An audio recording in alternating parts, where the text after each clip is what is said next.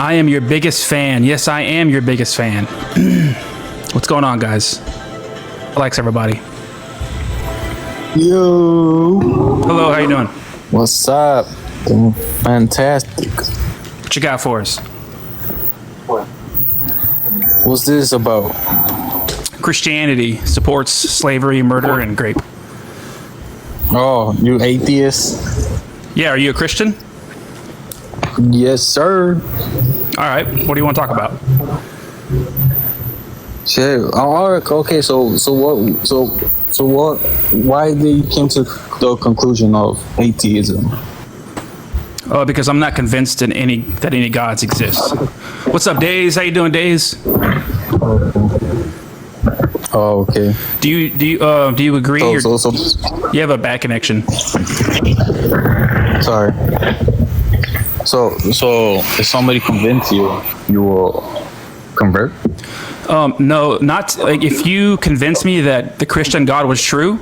I would acknowledge that the Christian God is true, but I would never worship that God. You won't? No. Okay, so alright, so if like let's say if God came to you to a dream or whatever, it can be whatever.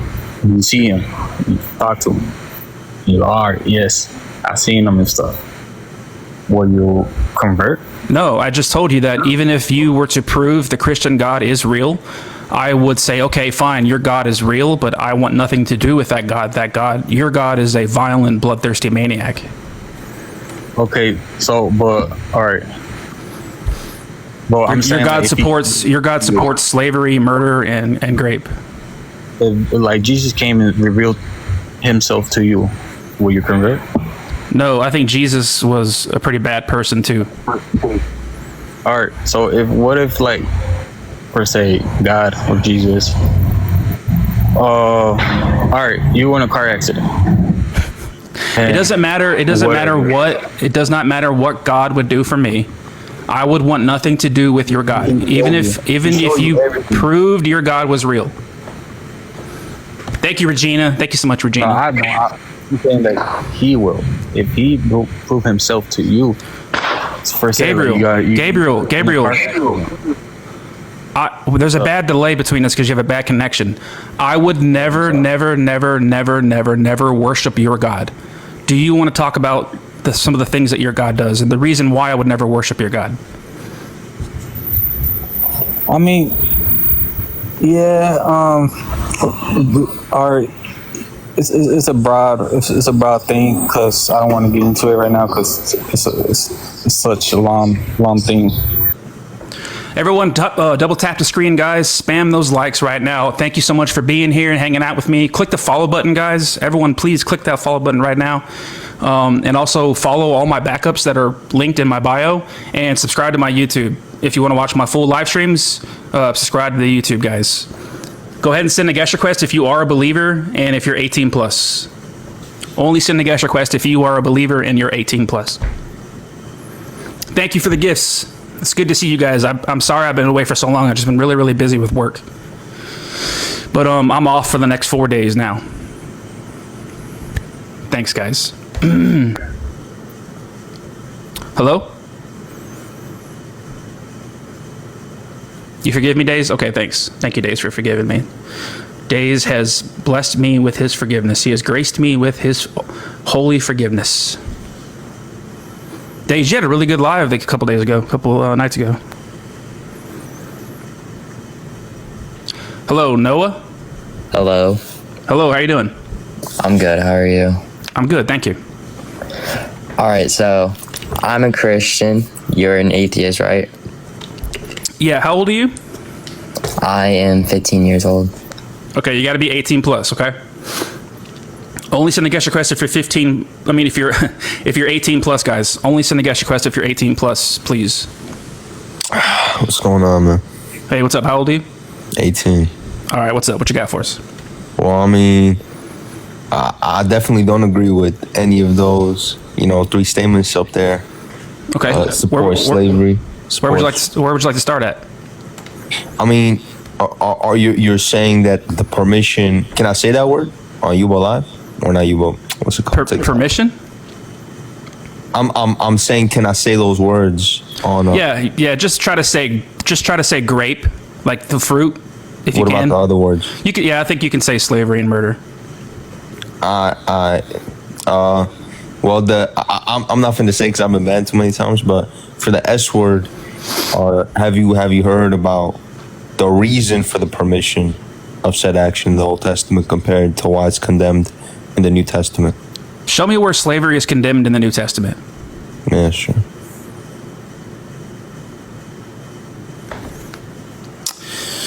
Here we go.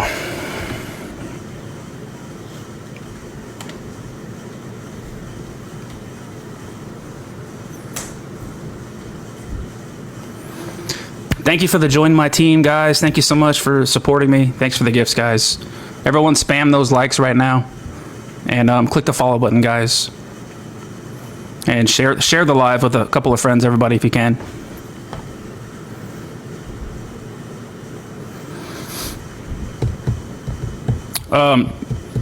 Sir, just so you know, we cannot hear you if you're speaking. Yo, can you hear me now? Yeah, but if you leave the app, we can't hear you. You got to stay in the app. Hold on. Jesus never condemned slavery, sir. The slavery is never condemned throughout the entire Bible. There's not a single verse in the Bible that says don't own slaves. Yeah, Paul does condemn slavery. No, Paul never says don't own slaves. He doesn't need to verbatim say don't own slaves, but okay, so we agree that hold on, I was talking.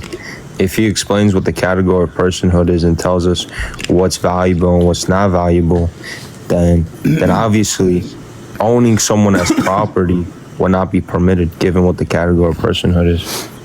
Okay, well let's just say I grant you that the New Testament condemns slavery, which it doesn't. There is no verse in the entire Bible that says don't own slaves. Your God's morality never changes. Would you agree? Yeah, but even though the moral standard stays the same, the conditions that the moral standard is judging would change. So if your God's morality never changes, then at one point in time your God thought that slavery was morally permissible, which means he still thinks slavery is morally permissible. No, because Paul says he permitted the Israelites. Who cares what Paul says? We're talking about what God says. Yeah, and God gave authority unto Paul. So, okay, show me the internal or external critique. This is an internal critique on you. Okay, it's an internal critique. Therefore, you're granting presuppositions such as Paul being. No, I'm not granting. I'm not granting that your God. Critiques work. I'm not granting that your God exists. I'm granting you the claim that you said that the New Testament condemns slavery. No, you said it's an internal critique. Do you understand how internal critiques work? Yes, but even if I were to grant you that the New Testament does in fact condemn slavery, your God's morality never changes. I don't care about Paul. God said that slavery is morally permissible. So yeah, God supports slavery. Hold on. So you made it easy because I don't need to go through all the verses where Paul gives categories to what you couldn't find one verse. Condemn. Dude, you couldn't find one verse. It's fine. We don't need to get hung up on whether or not he does. You already granted it. I can show you verses where the New Testament condones slavery. I mean, it condones a particular type of slavery, but it doesn't. I'm talking about slavery. Like there's no good or bad. There's no types. So there's acceptable forms of slavery in your worldview? Yeah. Okay, give me an example of an acceptable form of slavery. Or bond servants. So I'm not talking about somebody that owes a debt. I'm talking about owning a slave as property for life. Bond servants aren't just that. It's an exchange of service. But I'm not talking about hired. I'm not talking about somebody who's working to pay off a debt. I'm talking about chattel slavery. It's not that chattel slavery. I don't. What do you mean? It's owning another human being as property for life, forever, as stated in Leviticus 25. Yeah, for one, the Leviticus law was permitting the unrighteous acts of the Israelites due to their hardened hearts. Not all of the Levitical laws are prescriptive to moral truths, but rather an attempt to regulate already immoral actions of Israelites. Do you agree or disagree that God told the Israelites that they're allowed to own non-Israelites as slaves for life? He permitted unrighteousness, yeah. So God supports slavery. No, I don't. Where did you see the word support there? So when God says, "Listen, you're allowed to go do this," like there's an entire list of He things. permits unrighteousness. So there's an entire list of things that God says you cannot do. I will command you to not do. Right? Don't eat shellfish. Don't wear mixed fabrics. Don't lie. Don't disobey your parents. Slavery is not on that list. He could have easily added slavery to that list, but he didn't. Yeah, I just told you he permits unrighteousness. So then God's not all good. Well, how is that then? You're telling me that an all good God. Follow? You're telling me that an all good God could do something unrighteous. No, all good God could permit something unrighteous. How can an all good, all righteous God be? How can it be in the nature of an all good, all righteous God to allow or to engage in unrighteousness? Well, he's not engaging in unrighteousness. He's allowing it. Direct will. Yeah, you'd have to demonstrate that in some way that does contradict his nature as all good in permitting. So you're saying that. So you're saying an all good, righteous God could allow something that's not righteous. Yeah, can you demonstrate how that's an issue? Yeah, because that would be a contradiction of the nature of all good and righteousness. Why?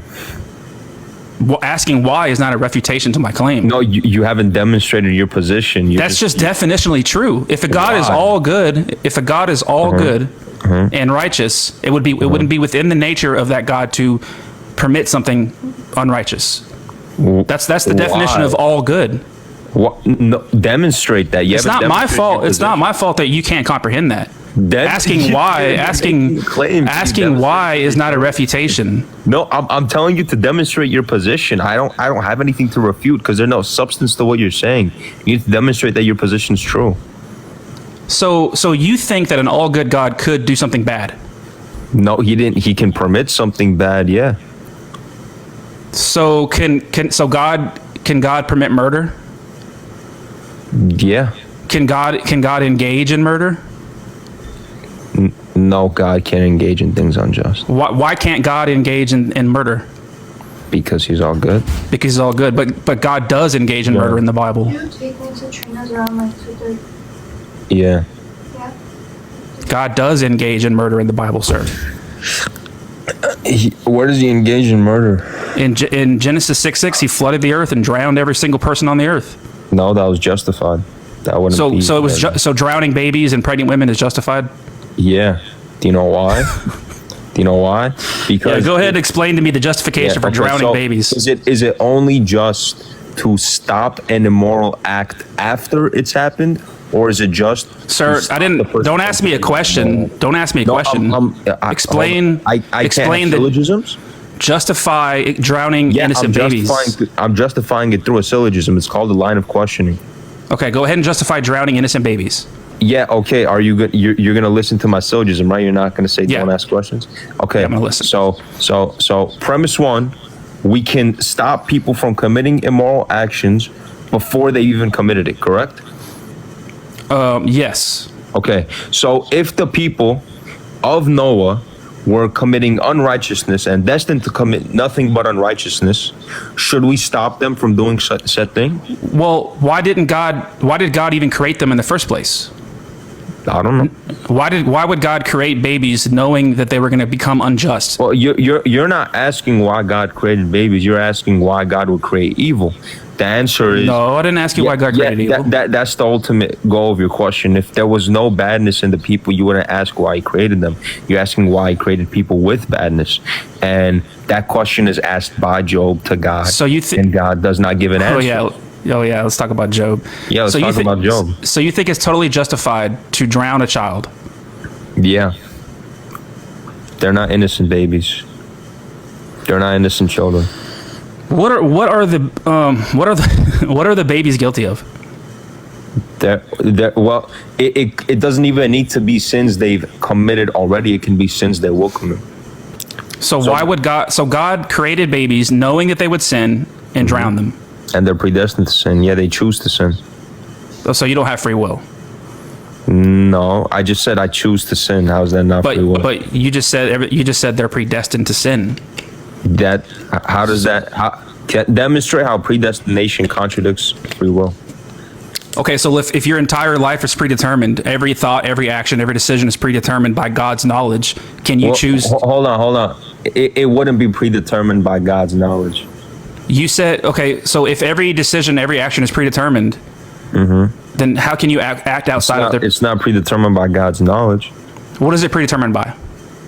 It's predetermined as in there's a set thing you will do and God knows that thing, but God doesn't. Okay, you just said, but okay, that's God's knowledge. Because that's God's knowledge. You said it's determined by God's knowledge. And and you said, okay, I asked you of what's already determined, distinct from God's knowledge. I asked you, what is it predetermined by? And you just started talking about what God knows. Yeah, and I'm saying that's how we know it's predetermined. That doesn't mean God's knowledge or predetermines it. So what is it predetermined by? Causal chain. Causal chain. Who causes it? Well, I mean, as a non-primary cause, God is the cause of everything. But it's predetermined by God. No, it wouldn't be. It would be then what is it predetermined by? What is it predetermined by then if it's not God? Predetermined. It's not predetermined by a particular thing. When we say predetermined, you said the baby's sins. When we say predetermined, we're referring to an already had knowledge of something that will occur. Whose knowledge? Whose knowledge? God. Just because we're referring to God's knowledge to know what's predetermined. So it is God's knowledge. So it is God's knowledge. What's predetermined is within God's knowledge. That doesn't mean God's knowledge. Okay, that's what I was trying to explain to you. And you said it's not predetermined by God's knowledge. You said God's knowledge predetermines. Yes, if God's knowledge is perfect, any category, yeah. If God's knowledge is perfect, then and your life is predetermined, you don't have free will. Demonstrate that. Okay, God's knowledge is perfect, and He can never be wrong about what He knows, right? So whatever God knows is going to happen, it will happen. That means your whole life is predetermined, right? Sure. So if God knows, remember, everything that God knows will happen because His knowledge is perfect. So if God knows you're going to turn left, you can't freely choose to turn right. No, God's aware of the choice of me to turn left. Yeah, and in this scenario, you're turning left, and you can't turn right, can you? I won't choose to turn right. I can choose to turn right, but you can't. No, you can't choose to turn right because then God's knowledge would be wrong. No, God's knowledge is of the facility for me to turn right and left, and His knowledge is you can't turn left. Is that I will choose to turn left, sir? You can't turn left and right at the same time. Do we agree on that? God is aware of the facility for both actions. But you're only choosing to actualize going left instead of the potential of going right. Let's start over. Let's try it again. Do you agree that whatever God knows is going to happen, it will happen? So if God knows you're going to turn left, what's going to happen? I'm going to turn left. Can you turn right? Yeah, I can, but I won't. What? You can turn right and make God's knowledge wrong? I can choose any actions that's within my will to actualize. Sir, can you turn right? Aware of what the choice is. Sir, can you turn right and make God's knowledge wrong? I wouldn't turn right. God's knowledge is of the choice. I didn't ask you that. Can you turn right and make God's knowledge wrong? Can I turn right and make God's knowledge wrong? No, I wouldn't turn right. No. Exactly, because you don't have free will. If God knows you're going to turn left, sir. Explain to me. Explain to me how you can freely choose to turn right, even though God knows you're going to turn left. So God knows that I can choose to either go right and left. God knows that I will turn left. Explain to me how you can freely choose to turn. I'm just doing a one-on-one right now, Demi. Explain to me how you can freely choose to turn right, even though God knows you're going to turn left. I just did. You need to demonstrate how that's an issue in some way. Because you agree with me that whatever God knows is going to happen will happen. Okay. Right? So if whatever God knows is going to happen, it will happen. It must happen. It has to happen. So if God knows I'm gonna choose to go left, and God knows. Can you turn right?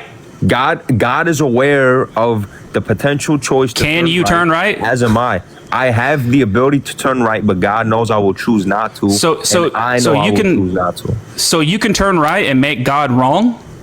Oh my God.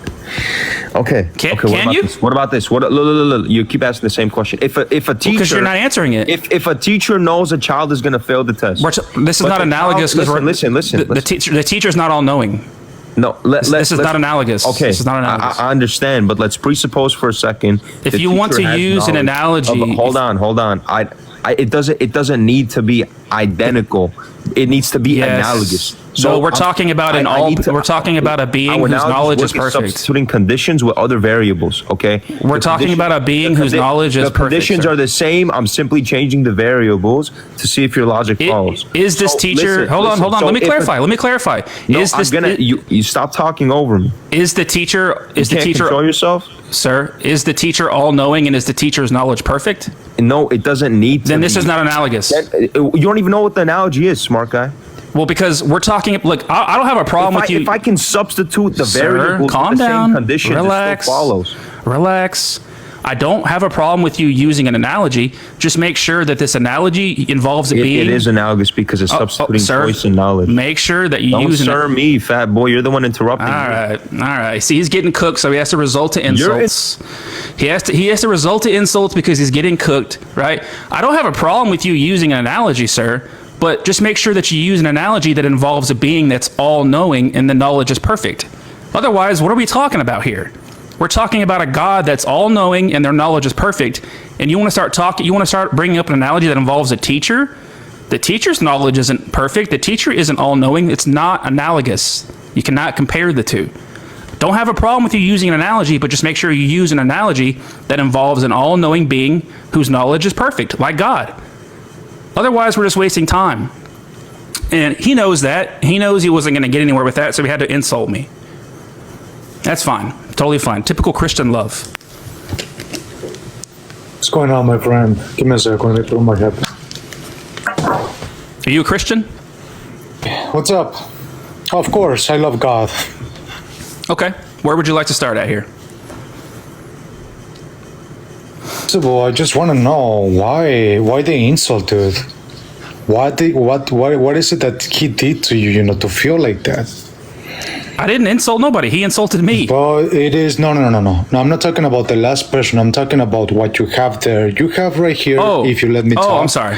You have right here Christianity, the belief that a cosmic Jewish and zombie who has his own father, who was his own father, can make you live forever if you symbolically eat his flesh, telepathically tell him you accept him as your master, so he can remove every evil force from your soul that is present in humanity, because a brave woman was convinced by a talking snake to eat from my magical tree. I gotta say, dude, that's pretty clever. I'm just I can give you that. Okay, but so- I'm not here to take a lot of your time, but let me ask you something. Everyone keep double tapping the screen, guys. I appreciate you all being here. And make sure that you click the follow button, guys, please. Please follow me and follow all my backup accounts linked in my bio, too, guys. Hello? Yeah, what's up, bro? Hey, how you doing? I'm good. I'm not a Christian, but I believe in God. And the dude that just left.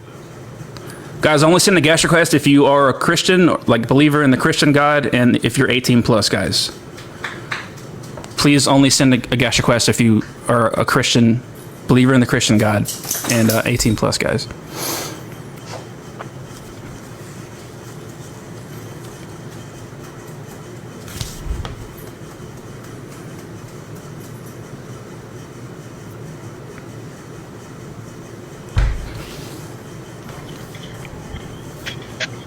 Hello? Hello. Hey, cool. Like the second time doing this. Anyways, we'll just jump right into it. Let's start off with slavery. Okay. You can hear me good? Yeah, kind of. Okay, and it's quite obvious that I'm a Christian. Is that correct? Yeah. I'm over here in the... What? Do you agree or disagree that God supports slavery? Yes, he does. He does. Okay. So you agree? Because we are all slaves, either to righteousness or to sin. See, you have a misunderstanding if you were to understand the Bible correctly, originally before our Earth or our universe, there was war in heaven. So, in sir, which Lucifer, sir, when I say slavery, I mean, do you agree that God supports the owning of a person as property for life? to an extent. See, you're gonna You have take things out. I'm sorry, man. I'm sorry. I'm sorry. You have a lot of background noise, and it's kind of annoying. I don't know if the audience is gonna like sitting here listening to it.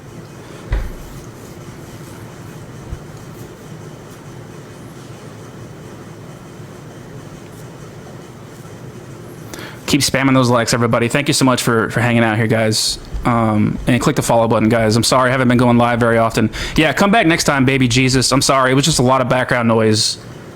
And it was just kind of hard to have a conversation like that.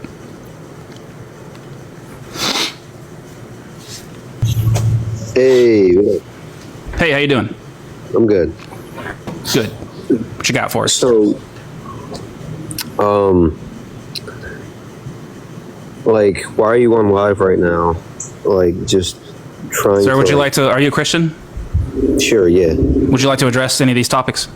Yeah. So, do you support slavery? No, I do not. So why the fuck is that on your stream? Sir, this is what God supports. This is what your God supports. All right. If you don't. All right. So are you a Christian? No, I'm an atheist. Oh, perfect. Fuck. Okay. Never mind. I thought it was something else. You're a what?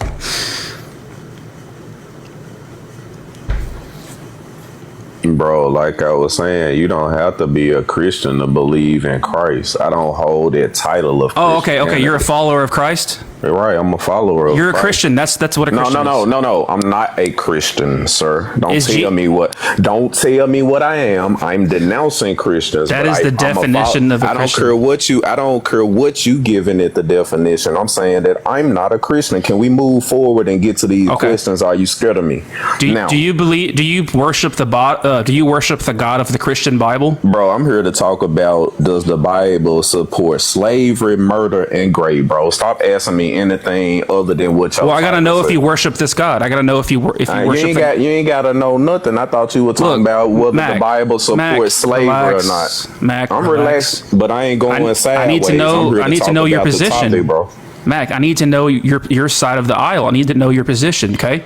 If you stop interrupting me, then I could give it to you, just like Mac, you interrupting everybody else. That's why you want a one-on-one, because you overtalk people, bro. Did you just come up here to cry? I ain't crying at all. There go the insults. I thought you got mad when dude called you fat. That's not an insult. I didn't insult your appearance. It don't matter what part of me you worship the God, but you said that I was crying, so because you are kind of crying. Topic, because I ain't finna go back and forth with you. You could drop me. Typical Christian. We can talk, bro. Typical Christian. Yeah, I ain't no Christian. Go ahead, let that hate out, brother. I told you I'm not a Christian. Let that Christian hate out. There it is. There it is. Let it out. Go ahead. Yeah. Christian love, guys. Go ahead. Again, he's so afraid of me, he can't get to the topic. He just want to go back and forth like a girl. The Bible doesn't support slavery. It doesn't support murder, and it doesn't support. Let's start with slavery. Let's start with slavery. Do you agree or disagree that God told the Israelites they're allowed to own non-Israelites as slaves for life? 7 years.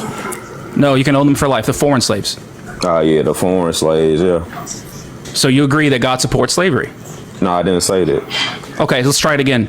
Did God tell the Israelites that they're allowed to own non-Israelites? Let's try it again. In the Garden of Eden wasn't no slaves. Sir, everything outside of the Garden of Eden is absolutely left of what God really wanted. You just interrupted me and you're pivoting. No, I'm done, bro. All right, go ahead, run away. Yeah, I said what I said, though. Run away. You got cooked quick. Yeah, you're inferior. You gonna that was a fast cooking. Run from it, like I said. You want to talk about it or not? Condoned by God at all. Okay, it's not like he just set the world up for people to be in slavery. No, that's not how it happened. Did God tell the Israelites that they are allowed? You going around answering the same question over and over again. It ain't got nothing to do with the Israelites, because the Israelites is middle history. Let's start this thing from the beginning, where they was in the garden, where there was no slaves. I'm kind of getting the sense that you're a troll. So everything outside of the garden is an imperfect creation. Are you trolling me? Let's talk about slavery, sir. Quit preaching. Have you read Leviticus 25, 44 through 46? I read the whole Bible, brother, and what I'm saying is God don't support slavery. You've read the whole Bible? Now you repeating what I said back to me? What's the first verse of the Bible? Again, what is the first verse of the Bible? What is that gonna prove? That you're stupid? What's the first verse of the Bible, sir? You're an atheist, remember? You don't know the Bible at all. Sir, what's the very first verse of the Bible? If I could give you the first verse in the Bible, will you stop cutting me off? Yeah, tell me what it is. In the beginning, God created the heavens and the universe. No, that's not what it said. That's close enough. It's close enough. Yeah, it is. Have you read what it said? Let's start let's over. Stay on topic. Let's get back to this slavery thing because you sidebarring and you. God told his chosen people. You're not allowing people to speak. Man, that's all you do. But you get mad when somebody do it to you. Come on. So, man. Let's have a back and forth. I said, bro, I ain't no Christian, so don't expect the norm out of me. Okay, let's have a back and forth. I don't claim no religion at all. Let's have a back and forth, okay? Back and forth conversation. All right. Well, let's have a one at a time, bro. I don't want to speak over you when you talking, and I don't want you to speak over me. Is that fair enough? Okay, fair. Can I start first? Absolutely. It's your panel. Go first. Okay. God, when I say slavery, I'm talking about owning another person as property forever, okay? God told the Israelites that they're allowed to own. You said that. Sir, hold on. God told the Israelites that they're allowed to own non-Israelites as slaves, as property forever, and you're also allowed to beat your slave with a rod. Okay? Do you agree or disagree with that? That's not condoning slavery.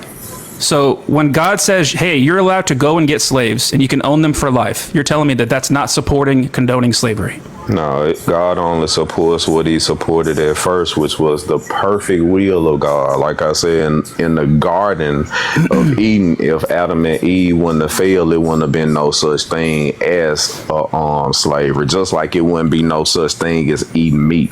So since we're outside of the garden, the conditions that we live in are different from God's perfect will. So in God's perfect will, there would not be any slavery. But according to the world we live in, then it's allowed, just like two men are allowed to get married in our system. Okay, so when God said to his chosen people, you can go and get slaves and own them for life, what was that? That wasn't supporting slavery? Absolutely not. Then what was it? It's conditions on the living situations that you're living in. So God allows his people to own other people as property for life. God allows you to have free will. He tell you not to smurder, but I can go outside and smurder the first person I see. Ain't nobody stopping me from doing it. Right, but there's an entire list of things that God says you're not allowed to do, but slavery is not on that list. Yep, that's cool. So that means that slavery is morally permissible to God. It didn't say that it was morally permissible to God. Okay, show me the... Brother, I thought you said that we were speaking one at a time. Thank you for following what you said like a man.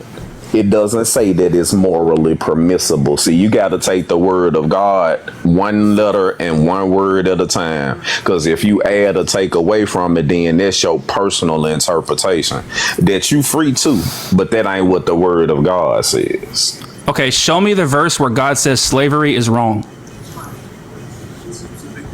I didn't ever tell you that it was a verse in the Bible that said slavery. God said, brother, you're interrupting me. Now, I never said that it was a verse in the Bible that said that God said slavery was wrong. What I said was, in God's perfect will and his perfect creation, slavery didn't exist until they went outside of God's will. So anything can happen outside of God's will. So God's will can fail? If he will for you to do something and you don't do it, it's not his will that's failing. It's your will to participate in what he asks you. He don't have nothing to do with what you do. And another thing, God don't know everything. Like you was grilling the other brother about. He don't know whether you gonna take a fucking left or right with a car or not. He knows your beginning and he knows your end. It's just like playing one of those games. God's not all knowing?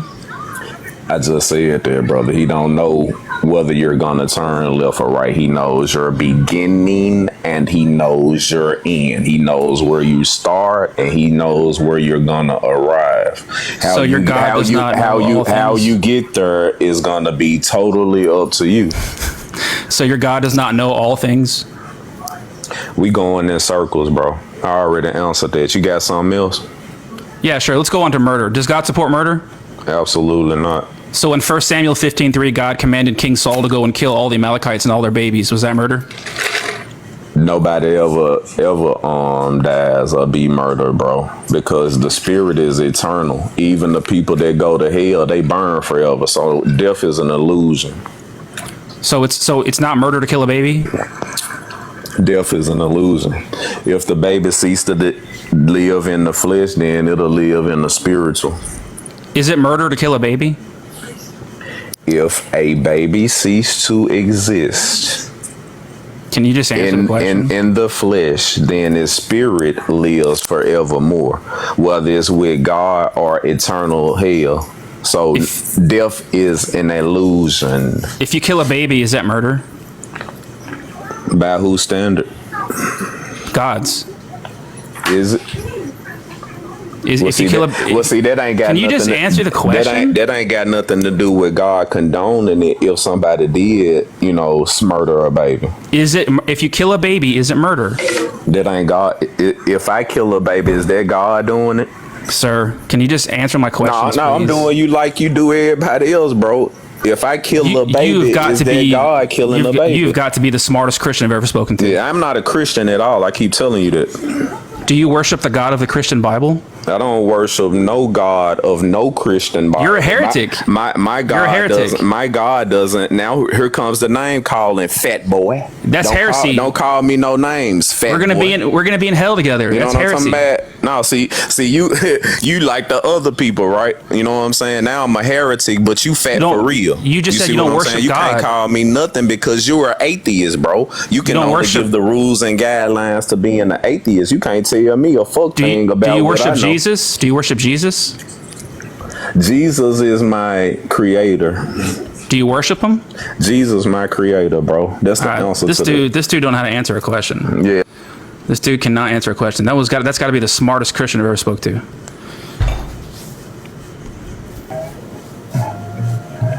Hey. Hello? How old are you? Wait, hold on. Wait.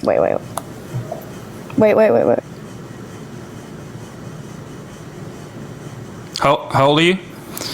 Oh my god, I couldn't unmute. Okay, wait, let me just ask you this.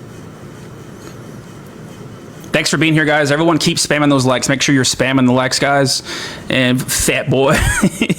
And make sure you click the follow button, everybody. Make sure you click the follow button, guys. And subscribe to my YouTube if you want to watch the full live stream, guys. If you want to watch the full live stream, go subscribe to my YouTube. The link's in the bio.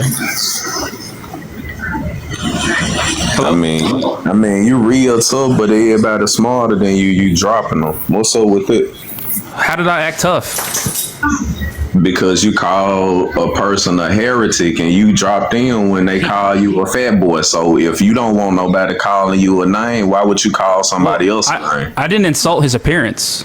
It don't matter how you insulted him. You called him a heretic, sir. That was an insult. According to his religion, he is a heretic. He never said what religion he was. Right. You a bald-faced liar. Okay. Do you want to talk about your God here, your little magic man in the sky? I don't have a magic man in the sky. Let's talk about your red horn, red body man with a tail. How about that? You know what I'm talking about? Are you a Christian or a believer in God? Or I just told you, bro.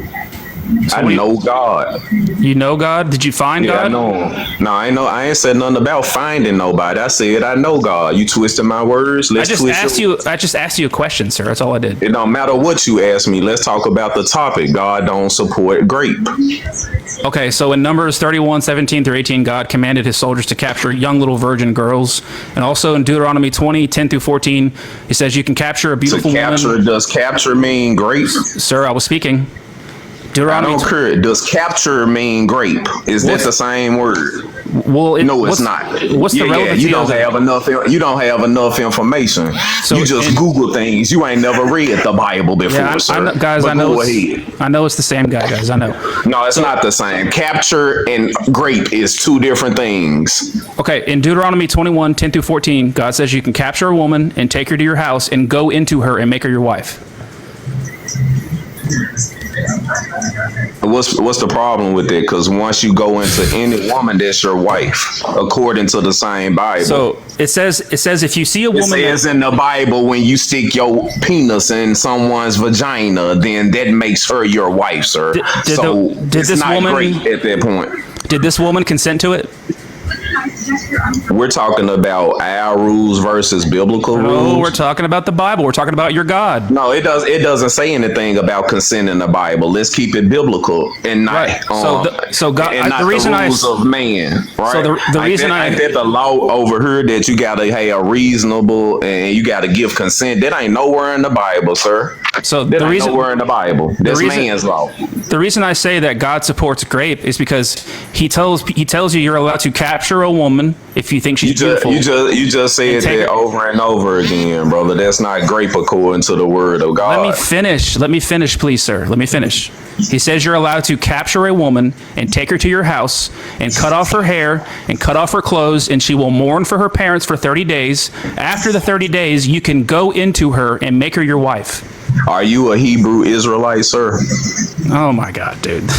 I mean, this is ridiculous. This is getting ridiculous. This is just your average Christian right now. This is literally just your average Christian.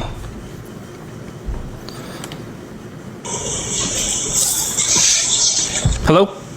Yo, can you hear me? Yeah, I hear you. How you doing? I'm doing great, man. How are you? I'm good, thank you. Good.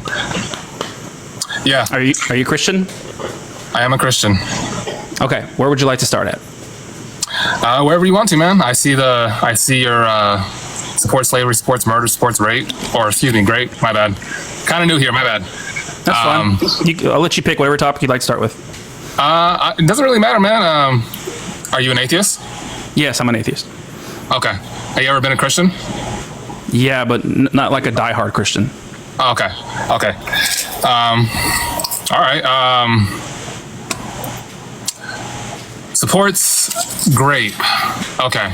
Where does it say in the Bible that God supports grape? So I would point to Deuteronomy 21:10-14. God says you're allowed to, if you see a woman that's beautiful, after like in a time of battle, you can capture her and take her to your house, cut off her hair, cut off her nails, her clothes, and she will mourn for her parents that you've just killed for 30 days. And after the 30 days, you can go into her and make her your wife. I would consider that to be kidnapping and raping the poor woman. She's not consented to any of this. Yeah. You know, when I first read that too, I was pretty caught off guard and a little confused myself. I'm not going to profess that I'm like a good Christian or I know everything about Christianity or the Bible, but I do know a little something. Also in Deuteronomy 20:10-15, God says that if there's cities that are very, very far away, do this to all the cities that are very far from you. Go to the city, knock on the gate, and ask them if they'd like to have peace with you. If they say, yes, we want to make peace, then you can make slaves of everybody in the city, force them to work for you. If they say, no, we don't want to make peace, and we're going to fight against you, the Lord your God gives the city to you. You must kill all the men with the sword, take for yourselves what is left, the women and the children, and use what is left of those against you. Use the women and use the children. Gotcha.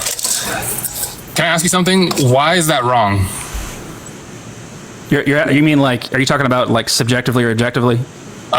In your opinion, like it sounds like it's wrong to you. So my question is like, why do you have a problem with that? Because I am empathetic to the consequences of my actions. Okay, cool. I am too. But this isn't wrong to you because this is actually good to you because it's morally permissible by God. So God thinks that this is good. So you would agree with God and think that this is actually good to capture women and force them to be your wives. Well, that's where I disagree with you, sir. You disagree. You'd have to explain to me what you mean by morally, because as an atheist, you don't really know, you don't really have a ground to stand on when it comes to morals and or good or bad. You just right, but you can't prove that your morals are objective. But I'm also asking you, why is it morally wrong to do what you're explaining? I hold a position that there are no objective moral truths. Like, for instance, I think this is wrong, but it's wrong to me. I can't tell you that it's objectively wrong. I cannot prove to you that it's objectively wrong independent of mind. It's wrong to me, right? It's my opinion. Morals are opinions. You can't prove that this is objectively morally bad or good. You can't prove any of your morals to be objectively good or bad. Well, I can see why you say that, and I can definitely get behind you on why you say those things, because, I was an atheist myself, so I understand it. I get it, man, 100%. I disagree with you just in the fact that even though you're saying that you can't prove that there's nothing, or you can't prove, whatever you said, you can't objectively prove something is bad, I believe you can. Okay. Like, I agree with you. I agree that grape is wrong, right? I agree with you. Right? Right. But prove to me that it is objectively wrong, independent of mine. I don't think anybody could, to be honest. You know why you can't? You know why you can't prove it? Because objective morality does not exist. According to who? Well, according to people who say that it's not real. Like, prove it. Because just because murder is wrong to you doesn't mean murder be wrong to the person next to you. I agree. That's why it's subjective. Morality is subjective. Like, it's wrong to me. I don't want to be murdered, so I don't murder other people. I am empathetic of the consequences of my actions. I would argue that murder, or in this case, doing something bad, quote unquote, is wrong objectively, because. But murder and grape is not always wrong to you. No, I didn't say that. You're saying that. Was it bad when God said you're allowed to go and capture a woman and grape her? Well, to be honest, man, like, you ever heard of the term exegesis? Sir, was it bad when God? Well, I'm asking you because the reason why I'm asking you that term exegesis is because I don't think that you've properly interpreted and or know what that part is speaking. I think you take certain things and you formulate your own opinion. It's fine. That's what we always do. We all do that. Give me the proper interpretation then. I would say that you need to do a little more study in the Old Testament, because I want you to give me the. You're not giving me a chance to explain it. But you're just telling me to go study. I want you to give me the proper interpretation. I am telling you to study, because you do need a little more training in the Old Testament. Why won't you give me the interpretation? I would love to, but you keep interjecting, and I can't. So give me the proper interpretation for when God says you're allowed to capture a woman and take her to your house and go into her. Okay, cool. So in the Old Testament, there are certain things that God says, right? And he's speaking of war, and he's speaking of slavery, and he's speaking of what you call murder and rape, right? What he is trying to say is, and there's really no way to put this. I don't really know how to put this. Like I said, I'm not a scholar or a theologian. I'm still learning myself.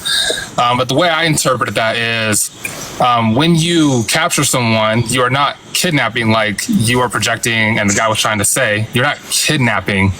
You're not kidnapping them, right? And you can laugh. It's okay. It's fine. That's what That's what atheists try to do. Sir, this woman has been captured and taken to this man's house, right? And he cuts off her hair. You have to explain to me why that's wrong, though. Like, I've asked you, like, why is it wrong? And you haven't really given me an answer on that. You kind of went in a circle. Explain to me why you think it's good. I never said capturing someone, going into them, and so God, my wife is good. So God did something wrong here? God did something bad here?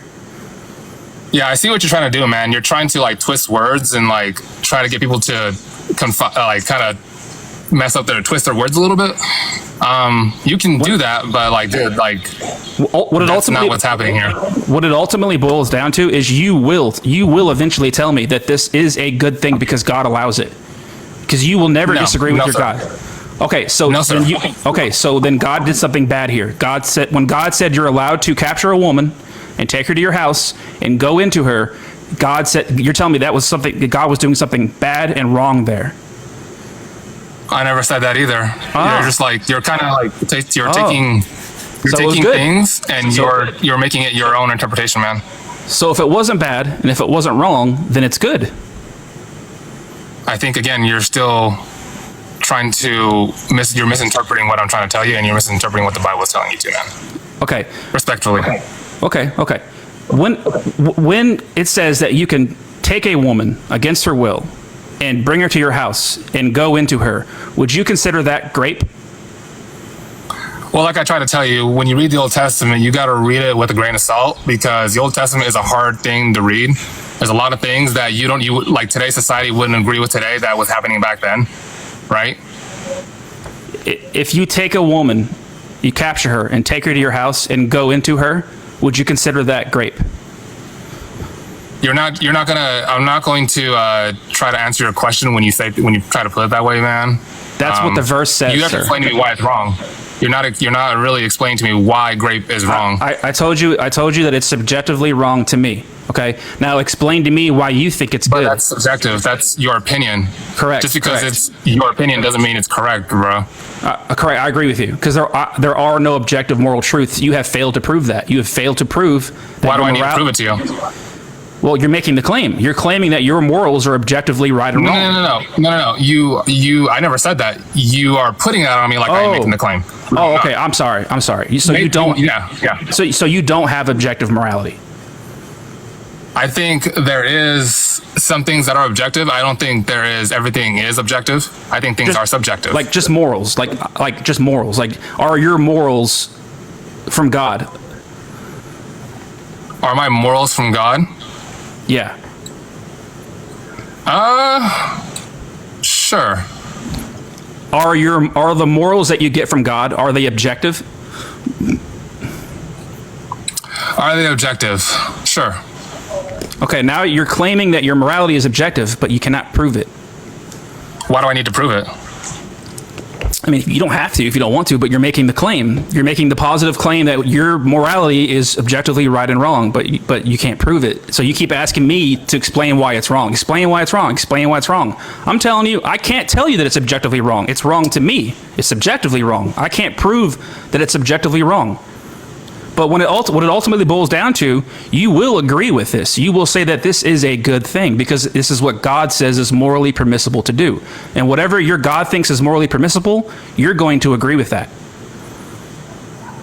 Oh, well, that's a good point. I don't agree with what you're saying. So if God says that it's morally permissible to capture a woman and take her to your house and go into her, do you agree with that or disagree with that? Yeah, I'm going to say this. Like I said, I'm not the smartest Christian in the world. I don't know everything. And so I couldn't speak upon that. You can't tell me on whether you think it's good or wrong to capture a woman and take her to your house and go. Well, because you're trying to get me to answer a yes or no question. And I'm telling you. It is a yes or no question. It's a very easy yes or no question. And I'm telling you that you should probably do a little more study in the Old Testament before you. It's an easy no. It's an easy, immediate no. No, it is not good to capture a woman and take her to your house and go into her. It's very easy to immediately say, no, that is not good. Would you like to try it? Yeah, I can see why the dude was getting like really upset. Like you're baiting people into having to get them to confess. I'm not baiting you, sir. I'm literally just like, let's put God aside. Let's just put the Bible aside. Let's put God aside. We're not even talking about God. We're not even talking about the Bible. We're not talking about religion. Sure. Is it good or wrong to capture a woman and take her to your house and go into her? According to whose standard? That's my question to you. Whose standard? Why is it wrong? According to your standard, according to say that it is wrong. According to your standard, which would be God's. Yeah, but according to another person's standard, it's okay. I'm not asking another person. So if I were to come in and like, I'm asking you, sir. I'm not asking, sir. Wrong to you, but I'm not asking another person. I'm asking you. According to your standard, which is God's standard, is it right or wrong to capture a woman and take her to your house and go into her? Didn't you just say that you want to take that off the subject, bro? And like you're asking it again. Well, you said according to whose standard? And I said your standard. So your standard would be God's standard. So we have your to bring standard is not my standard, bro. And like your standard is subjective. That's why I say. Okay. It'd be wrong for me. You would think it was wrong if I came into your house, took your mom, raped her, and slit her throat. Yeah, that would be wrong. Yes. Yes. And now I'm just asking you, why is that wrong? Why is it wrong to do it? It's wrong to me. It's wrong because in your atheistic worldview, man, there is no such thing as wrong. There's not even no such thing as right. Well, you guys don't even like. Most of you guys think that it's predetermined. Because I can't prove to you that it's objectively wrong. So I'm just going to hold the position that it's wrong to me. If you're going to make the claim that it's objectively wrong, then you need to prove that claim. If you don't want to prove it, then fine. That's fine. You don't have to. But when you make claims, it's your job to prove those claims. I'm not making any claims here. I'm claiming that I just agreed with what you were saying. I didn't make a claim. You are making a claim. You're saying that your morality is objective. That's a claim. But you don't want to prove it. I've asked you to prove it, and you said you don't want to. Now, earlier when I said let's take God off the Bible, let's take God off the table, let's take the Bible off the table, I asked you, is it good or wrong to capture a woman and take her to your house and go into her? Your response was, by whose standard? My response to that would be your standard, which is God's standard. Your standard is God's standard because you get your moralities from God. So if I ask you the question again, would you like to answer it, or do you want to just try to bring God back into it by asking whose standard? Okay, man. Let's go there. Come on. Okay. So God's off the table. The Bible's off the table, right? Sure. Okay. Is it good or wrong to capture a woman and take her to your house and go into her? Absolutely. That's called rape. That's called kidnapping. That is rape. Yeah, absolutely. Okay. Now, are you going by your standards when you say that? I am going by God's standard. Okay. Well, according to God, that's not wrong.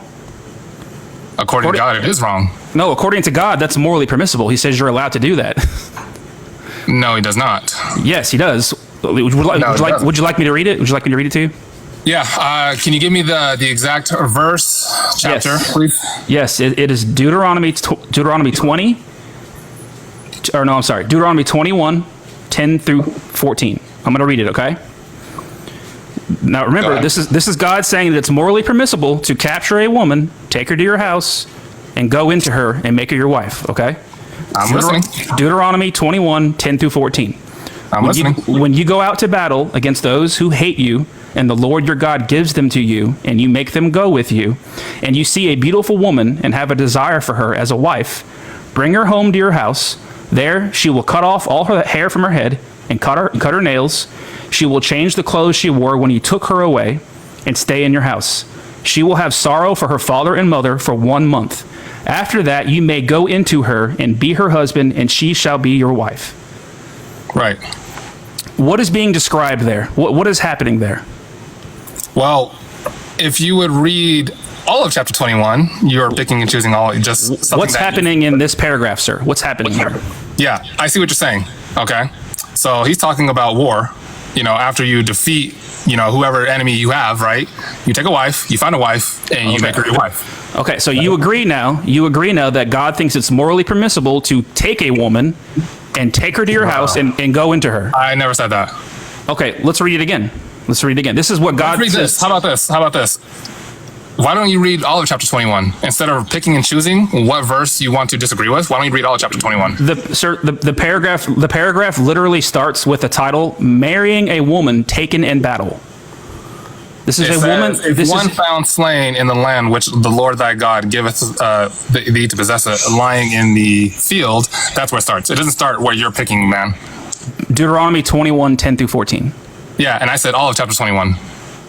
Yeah, so do you deny that God says that you're allowed to take a woman to your house and go into her? I'm saying that you need to exegete the entire text. Do you deny that? You need to exegete the entire text. Do you deny that God says it's morally permissible to capture a woman in a time? Do you deny the fact that I'm telling you to exegete the entire text because you're picking and choosing certain verses? Can you answer the question, sir? Can you answer the question? I am answering the question. This is my answer to you. So you're not going to answer the question? I just answered the question. I said do you deny it? No, I'm not going to answer yes or no questions, bro. Do you deny that's what's happening here in this story? Do you deny that you need to be educated a little more, bro? Come on, sir. There's no need for the insults. Come on. No, it's not an insult. I'm telling you, you need to exegete. It's not an insult, bro. If I want to insult you, I'm not that type of guy that's going to call you names or anything like that. I don't care about that, right? I really don't. My goal is not to insult you. I'm just telling you, respectively and politely, that you do need to educate yourself on these texts because why don't you educate me and tell me what's happening here in Deuteronomy 21:10-14? I couldn't possibly educate you. Like, I'm not going to do all that. What? No. Well, tell me what you think is happening in Deuteronomy 21:10-14. I'm just telling you that you need to educate yourself. Like, you're trying to get me to explain this to you. I'm just telling you, why don't you do it yourself? Okay. Well, I'm gonna tell you what I think is happening here, and I want you to refute me and tell me what's really happening. Okay. In Deuteronomy 21:10-14, what I think is happening is God says it's morally permissible to capture a woman and take her home and go into her and make her your wife. That's what I'm saying. Now, if you disagree with that, then refute that and tell me what it actually says. Like I said, man, I'm not a scholar, so I couldn't tell you everything. I made that very clear from the get-go. So you're not going to refute it? Oh, no, I'm not going to refute it. I'm just telling you that I don't know enough to refute it because I'm not a scholar. Don't you have the Bible right there with you? Yeah, I do. Read it, and you tell me what you think's happening. Yeah, and I just told you, read the entire chapter. Okay, so do you have a Bible on you? I don't have a physical Bible, but I have the Bible Gateway. You have certain verses that you disagree with that contradict what you think. That's what you have. Well, I have a verse here where I interpret as God saying you're allowed to capture a woman and take her to your house and go into her. Yeah. So is my interpretation of that wrong? I would say so. Yeah, I would say that. Okay. You can feel like what you're saying, what you're thinking is valid because we all have opinions and it's valid. I understand. Totally get it. Okay. So my interpretation is wrong here. So give me the right interpretation. I just told you. I just said I think you need a little more training in. Wait. So you don't know the interpretation, bro? I literally told you that I'm not a scholar. Wait. If you don't know the proper interpretation, then how do you know that I'm misinterpreting it? I would say I know you're misinterpreting it because I've read this verse over and over and over again myself. How do you know that I'm incorrectly interpreting this verse if you can't give me the correct interpretation? How do you know that you're correct in what you're saying? Well, you're saying I'm wrong, right? No, I didn't say that. I said I just don't agree with you. I asked you, is my interpretation of this wrong? And you said yes. No, I said what you're saying is valid. I just don't agree with it. Okay, so my interpretation is that God says you're allowed to capture a woman and take her to your house and go into her. Is my interpretation correct or wrong? I would say you would just need a little more training. That's all. So what you're saying is you don't know. I already told you that. So if you don't know, I told you I'm not a scholar. I told you that. Earlier you said I was incorrectly interpreting this verse. I said that you ever heard of the term exegesis? And I told you should probably read the entire chapter because you could be wrong. So can you read it and tell me what you think it says? Sure. I'd love to. Okay, Deuteronomy chapter 21, verse 10.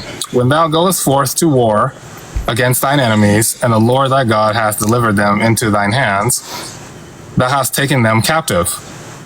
Do you understand that verse by chance? Yeah, when you go to war and the Lord gives you captives. Does he give you captives or do you take them captive? Or take up captive. Well, it says, what I have here, it says the Lord gives them to you. Okay. Whole other thing. Verse 11. And seest among the captives beautiful woman, and hast desire unto her, that thou wouldest have her to thy wife. Verse 12. Then thou shalt bring her home to thine house, and she shall shave her head and pare her nails. Verse 13. And she shall put the raiment of her captivity from off of her, and shall remain in thy house, and bewail her father and her mother a full month, and after that thou shalt go in unto her, and be with her husband, and she shall be thy wife. Verse 14. Verse 14. it's easy to misunderstand or misread certain things because you don't have what I have. You have like the ESV version, English, whatever, right? Everything you've just read describes capturing a woman and taking her to your house and going into her. I would disagree, but what? Saying it's fine. What? Then what just happened there? What just happened? What you just read? What just happened? Okay, let me break it down for you then. So verse 10, go into war, fight whoever, you defeat them, and take them as captive. They are now in servitude, just like any other time. Yep. Take a woman as captive. Yep. Verse 11. No, that's not what I said. I said verse 10. Yeah. Verse 11 says you take a woman that you've captured. Right. That's not what I said either. That's what you just read. Yeah, I know, but I didn't say that. So that's not what's happening in what you've just read. You're not taking a woman that you've captured. I would say, again, you would need to have further training in the Old Testament. Oh my fucking God. You're so dishonest, bro. You are so disingenuous. Like, you've just read it. Like, you're calling me dishonest, but bro, like, you're sitting here trying to get you're so slimy. You're trying to condescend people into like tricking them and getting to believe you, man. You're like, so squirmy and slimy. You just read that it says to capture a woman, dude. And you talk about not insulting people, and here you are doing it, bro. You're being slimy and squirmy. Nah, bro. Nah. Yes. You just need better training. That's all. You just read where it says you just read where it says to take a woman that you've captured to your house and go into her. Verse 15, if a man have two wives, one beloved and another hated, then they have borne him children, both beloved and hated, and the firstborn son and hers that was hated. You can go on and on and on. You can pick and choose what verses that you disagree with all day. Anybody can do that. I can do that. I can do that with the Book of Mormon, the Quran, right? So do you agree or disagree with God when he says that you are allowed to capture a woman and take her to your house and go into her? And again, I keep telling you, for the umpteenth time, you need to study the Bible. You agree or disagree? I'm not going to agree or disagree with you because you're trying to put me in this box, bro, and I'm not going to allow you to do that. Okay. You need to train. All right. Yeah. Okay. If you want to disconnect. Yep. Peace then. All right. Thanks, man. Yep. All right. Oh my God, he read it so many times. He's panicking. He's panicking, guys, because he realizes he knows what it says.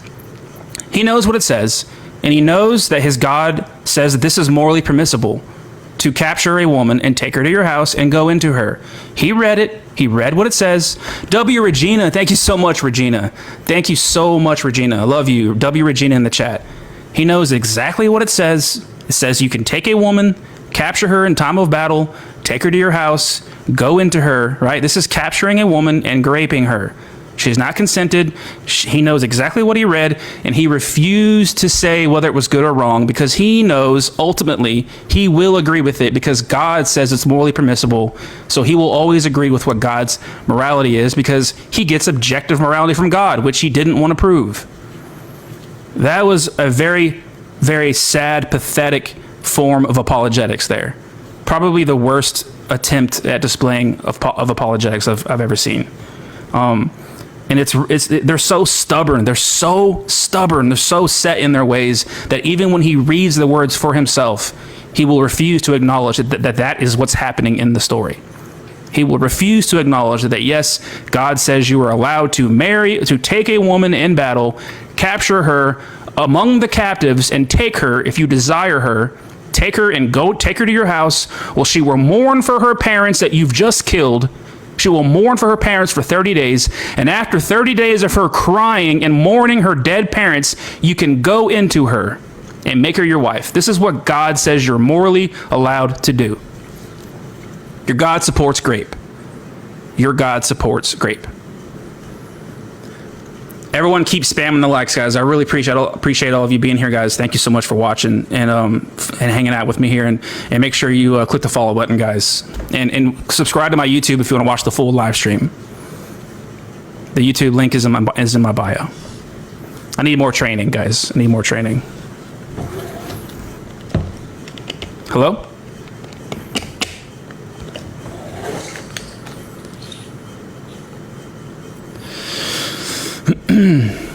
Oh, sorry.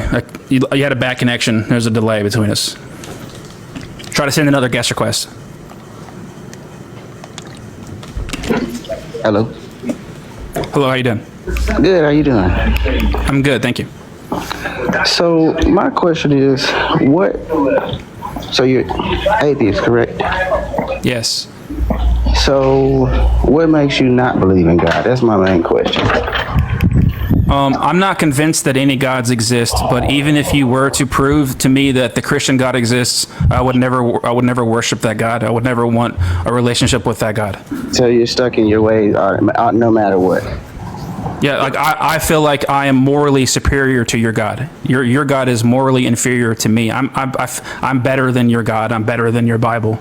So what brought you here? What do you mean? What brought me here? Like, what do you mean? How do you figure that this whole world came up into about? What if I just said I don't know? So then, how do you feel about it if God's not real? I'm not convinced that any gods are real. But if I ask you how'd you get on the earth? I don't know. I don't know, sir. But so, I'm not telling you. No. I'm not telling you that your God isn't real. I'm not telling you that your God is fake. But you are telling us that God is real if we're going against him. No, I never said your God's not real. I told you that I'm not convinced that your God is real. So, but then I asked you how'd you get here? I don't know. I don't know, sir. And even if you were to prove to me that your God did it or that your Christian God did it, I would never worship that God. I would say, fine, your God's real. If you proved that your God's real, I would say, fine, your God's real. But I would never bow down and worship that God. I would never worship any gods. That's just weird to me. Worshiping is weird to me. So at one point you did worship him, because I heard you tell the guy that you were a Christian earlier. I was a Christian, but I wasn't like a diehard Christian. I was still like, I used to believe that there was a God and that it was a Christian God, but so I no longer believe that. What made you believe in the first place? My just close friends and close family members told me that God was real. So when you believed in him, you believed it, right? Yeah. So what made you change it? I started looking at trying to find evidence for the God, and there's no evidence for God. But you believed in the first place? Yes, I believed on faith. Okay, so that's the main word, faith. Yeah, faith is useless though, because faith is just believing in something with no evidence. No. Yes, that's the definition of faith. No. Yep, I'll go. I will leave. Yes. Like you don't know that God's real. You have faith that God's real. Because that's what saves us. Yeah, so that's what saves us. Yeah, but but that's what I'm saying. Like, there's a difference between knowledge and faith. You don't know God's real. You just have faith he's real. So then how do you have faith that there is no God in this world? I didn't say there is no God. Yes, you just told me that there was no God. I said no. I don't believe that there is no God. Ty, you're not listening to what I'm saying. I never said there is no God. I said I'm not convinced. I'm not convinced that a God exists. I could be wrong. Now, would you like to discuss the topics here? Sure, let's go to it. Okay, go ahead and choose which one you'd like to speak about. We can go back to where your friend had went to, who just got off where it says support's great. Okay. I read the text myself when he was just going through it. Mm-hmm. So. And what conclusion did you come to when you read it? Ty, we can't hear you. Ty, we can't hear you. Can you hear me, sir? Yeah, but listen, if you swipe out of the app, we can't hear you. You got to stay in the app. Dang it. Okay. Yeah. I may have an issue with that then, but it's okay. I can go from the top. So, can you read it one more time? We're going to read it. Sure. When you go out to battle against those who hate you, and the Lord your God gives them to you, and you make them go with you, and you see a beautiful woman and have a desire for her as a wife, bring her home to your house. There she will cut off all the hair from her head and cut her nails. She will change the clothes that she wore when you took her away and stay in your house. She will have sorrow for her father and mother for 1 month. After that, you may go into her and be her husband, and she will be your wife. I saw that you had, when you told him that, you said that he had, that there was no consent. Where in that it says that there's no consent? Because she's been captured. But where in that does it say, past the captive part, where in that does it say that she had consent, she had no consent?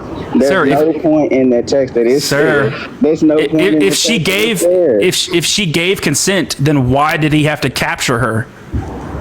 No, the people, the group of people, the people that were around it, the men that were there. The men that were there, so it's among a whole city of people. The whole city was taken into captive. Yes, not just an individual woman.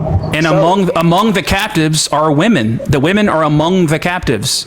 Now, if this woman consented, then why did she have to be captured? Go back to it and read into it. Where in that does it say that she didn't have consent, though?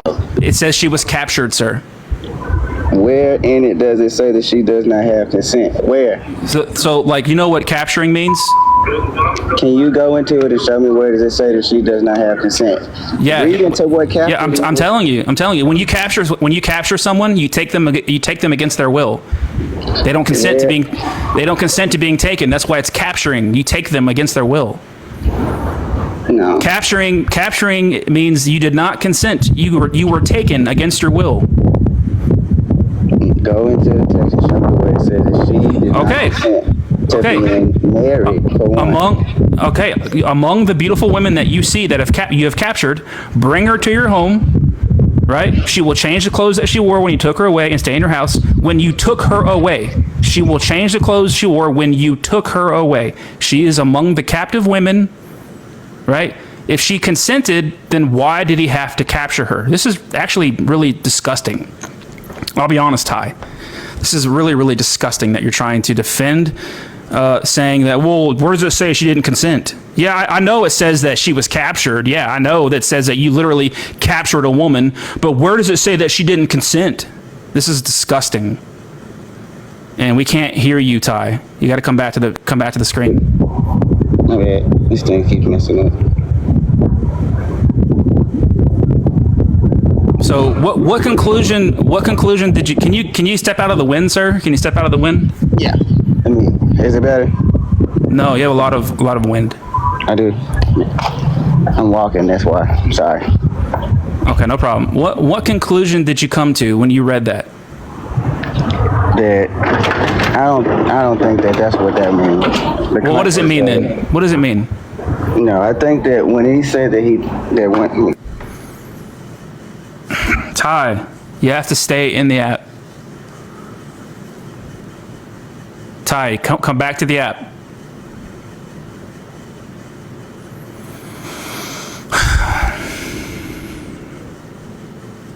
The amount of Christians that will read this and try to bend themselves over backwards, twist themselves into a pretzel, the mental gymnastics that they're applying here to make this be something other than what it actually is sad.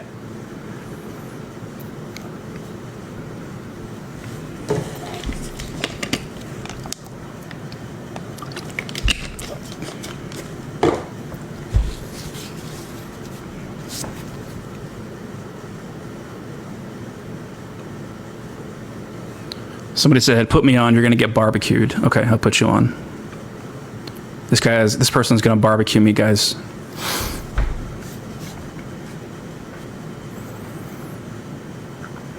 About to get barbecued on the 4th of July by this Christian right here. Yo, can you hear me?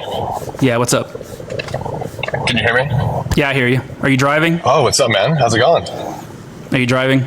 Yeah. You can't be driving. Sorry. Can you pull I am over? driving. Can you pull over? Why not? Because TikTok will take it down. And also there's like a 5-second delay between us. Can you hear me? You have to pull over and send another guest request. All right, I'll pull up right now. Yeah. Yeah, pull over and send another guest request.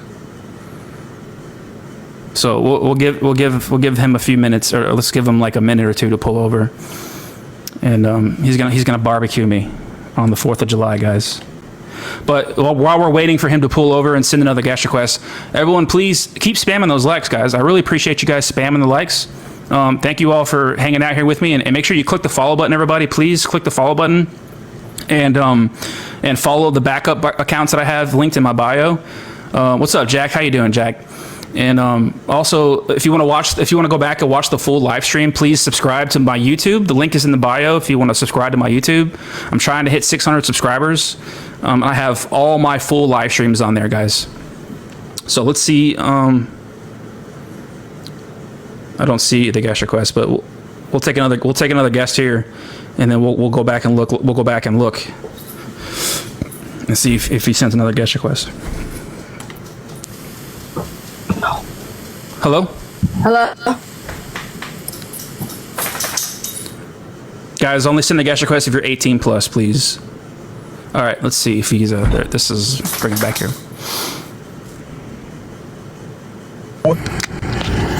Hello. Hello, Gage, are you there? Gage, did you pull over? Yeah, can you hear me? Yes. Hey, so let's leave off with with what that one guy was saying. So the whole grape thing, it's really funny. You're not really mentioning how later on in the passage they're treated as equal and they're allowed to like essentially walk away. And there's a resting period between the time they're captured and when they're quote unquote entered. So it's okay to grape her as long as you let her go after, and also it's okay to grape her as long as you wait for 30 months before you grape her. Okay, so what happens between that time though? She's mourning for her parents for 30 days. Yeah, so she's mourning her previous life, right? Yeah, the life you've just taken away from her. Yeah. Okay, but assuming and then it's okay. Then it's okay. Guys, you didn't read it. It says you have to wait 30 days before you grape her, guys. You didn't read the whole thing. You have to wait. You can't just immediately grape her. You got to wait a month. You got to warm her up a little bit. Yeah, but if she didn't want to be there, she could leave. She doesn't have to stay submissive as a wife. Really? She has to wait 30 days, and then you go into her and make her your wife. Right. So have you actually read Deuteronomy? Yes. Like you've read past that part. Yes. You keep quoting. Yes. The only part you're quoting is that part, and I don't even know what translation you're using, but it could be very. Every single translation says that you have taken this woman and that you will go into her after she mourns her parents for 30 days. Right. Yeah. So do you agree or disagree that that's grape? No, that is not grape because she could walk away from that at any point. So she could. So show me where it says that like within the 30 days she can leave. Well, I don't have my Bible pulled up, but if you look further, it doesn't say that. It doesn't say she can leave. If you look further on, like in Deuteronomy 21 and stuff, it talks about how they're treated fairly and equally as the husband is. So it's not some unfair sex slave thing. Because if it was sex slave, it would be like what Muhammad was doing, who would have sex slaves and would just use them willy-nilly. It's not quite the same thing, but nice try. Okay. So if you capture a woman and take her to your house and go into her, you're saying that's not grape. Right. So if I take a dog who is an abused dog, and then I have it for 30 days, and eventually realize that its previous life was not good and that you were treating it better, Gage, is that fair? Gage, if you capture a woman and take her to your house and go into her, is that grape? Why are you so stuck on one part of it? Meaning that you're only stuck on the part where it's saying that yes or no. Enter in after 30 days. 30 days. What changes after 30 days? Gage, is it grape if you capture a woman and take her to your house and go into her? If I capture a woman who is being abused and then make her my wife, is that wrong? If you capture a woman, yes, that's wrong. So if you had tribal warfare and you defeat one tribe of people who are doing evil things, and then you make a wife out of a woman who came from that war, that's evil in your eyes? Gage. As a Christian, as a Christian, if you capture a woman and you take her to your house and you go into her, is that grape? No, I don't think so. No. Oh my fuck. Oh my fuck. No, and see what you're doing is you're just twisting words, and it's really funny how you're only stuck on one part. Okay. You keep read reverting, you're parroting one thing over and over, and it makes no sense. And So you're Gage. trying to make every guest up here look stupid because some people just don't know what they're talking about. But the thing is that God would not allow these things to happen if they weren't for his perfect will. So, what in the world? It's a tiny violin until you're done complaining and crying. Right. Okay. Okay, Gage. Like what the last guy, a couple guys ago, a couple guests ago. Okay, let's just take God out of it. Take the Bible out of it. Right. If you capture a woman, if you capture her, and take her to your house, and go into her, is that grape? If I capture a woman, take her into my house, and then enter her, as in like the same day. Like, even let's say 30 days later. Let's say 30 days. Let's say you capture. Let's say you capture a woman. You capture a woman and you take her to your house and you wait 30 days and then you go into her. Is that grape? Well, she's already mourned her past life and probably accepted sir. No. If you capture a woman, and take her to your house and wait 30 days and then go into her, is that grape? No. Oh my God. How is that? How is that great? Please explain to me. Please explain to me the morality of that. It's coming from an atheist that's so rich. Oh my! I cannot believe this. I'm like speechless right now. You're telling me really the atheist is speechless about morality? That's so funny. You're telling me that if you capture a woman, right, and you take her to your house. Yep. And wait 30 days and then you go into her, that is not capturing and graping her. Do you even understand? It's so funny. You're only going surface level off of words, and I love this because this is how atheists. No. Listen. This is how atheists read the Bible. They only read the Bible from surface level context. No. We're not even talking about God or the Bible, right? We're not. What's the story of Deuteronomy? Well, sir. Remember, what's the story? Remember, God and the Bible are off the table right now. We're not even talking about. Remember that? We're just. Now God's off the table. Okay, so yeah. Like remember, I asked you. I said let's just take God off the table, Bible off the table. If you capture a woman and take her to your house and go into her, is that grape? You said on the first day, and I said no. How about if you wait 30 days? Yeah. Do you see what I was doing? I was asking for your context. You gave zero context. Please, context, sir. Okay. If you see a beautiful woman walking around, right, okay, and you capture her, okay, and you take, and you take her to your house. And you wait 30 days, and then you go into her. Okay, is that grape? Where in the Bible does it? No. We're not talking about, sir. We're not talking about the Bible. Remember? Oh, we're not talking about the Bible. Okay. Yeah. So we're talking about real life. Sir, I thought you were gonna barbecue me, and you're not even You don't even remember what we're talking about. Brother, you can't even give any context. I don't know who you are. Remember, like Bible aside, God aside. I'm just trying to figure out if you think this is grape or not to capture a woman and go into her. Okay, like let's use your mother for example. If someone sees your mother walking around and he thinks she's beautiful, and he captures her, and he takes your mother to his house, and he waits 30 days and he goes into your mother. Has your mother been graped? Assuming that we're in this society, this day and age. What? So what? So 2000? What war? Hey, sir. Oh no, sir. You love to take this out of context. You're basically relating a normal life scenario where someone gets snagged off the street to ancient tribal. No. Remember God, sir. We're not even talking about God in the Bible, sir. Dude, we're not. It's so funny, sir. This is just two guys. I'm not an atheist. You're not a Christian. We're just two guys talking here, okay? Right. We're not talking about religion. We're not talking about God. We're not talking about the Bible. We're just. So we're talking plain and simple. This day and age, so a woman gets taken off the street, like any time period, in any recorded time period in history, no matter what time period. If a guy saw your mother, and thought she was beautiful and desired her, and captured your mother, and took her home. And waited 30 days and went into your mother. Has your mother been graped? Yeah, that would be wrong. Oh, yeah. Okay. So if God says you're allowed to capture a woman because you desire her, and you take her to your house, and you wait 30 days and you go into her, has that woman been graped? In the context of Deuteronomy, is that what you're saying? God says you're allowed to do this. Is that great now? God's saying that I'm allowed to just take any woman and take her into my house, wait 30 days, then enter her. Is that what you're saying? In the time of battle. Okay, in a time of battle. So these people are defeated people, and they're taken into now your group of people. Is that what you're saying? They're not defeated. They're killed. You've killed everybody but the women.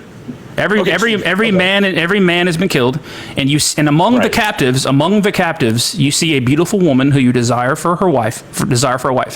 You capture her, you take her to your house, you wait 30 days, and you go into her. Has she been raped?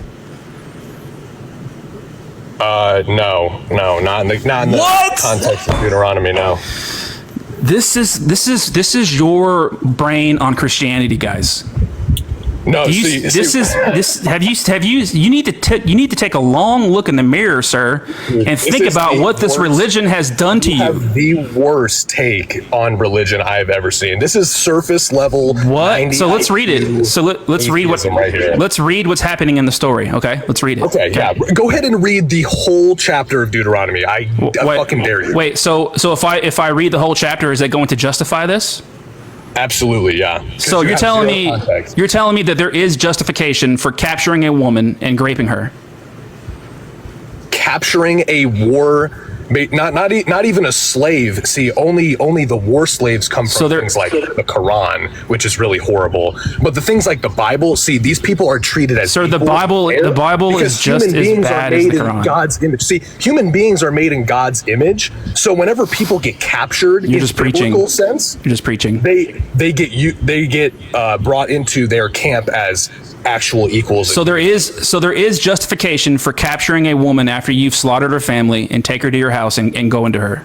Okay, so let me get this right. If the other people who you're going to war with are sacrificing children to fake deities, that's not biblical. Oh, where is that not biblical? Oh, show me the verse. Show me the verse. I don't have a Bible with me right now. I can't. I'm in my car. Okay. So are you saying that if I read the entire book of Deuteronomy, that I will find justification for capturing a woman whose family you've just slaughtered and taking her to your house and raping her? Yes, actually, it's not even grape. It's not grape.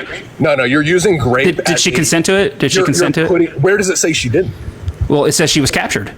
Yeah, she was captured at a time. So if she consented, then why did he? If she consented, then why did he have to capture her? They were captured after a war, after a battle. What are you talking if she consented, why does he have to capture her? No. You're not reading that. Do you know what capture means? Capture means. Yes, it means you've taken someone against their will without consent. Okay. So if we capture people after a battle and then we integrate them into our society in 30 days, would it be wrong to take one of them as a wife, integrating them into your society? Yes, it's wrong to Gage. I don't know if you know this or not, but it's wrong to capture a person. It's wrong. Wait, based on what? So you think it's totally fine to capture a woman? Wait, what are you basing that on? What's my subjective morality? My subjective morality. Subjective morality, but where does that come from? From myself. Wait, from the empathy of the consequence. I'm empathetic of the consequences of my actions. Wait a second. What?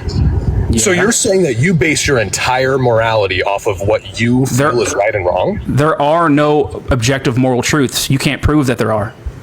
I can't prove that people are made in the image of God and deserve to be treated as equal? You cannot prove that your morality is objective. You cannot prove it.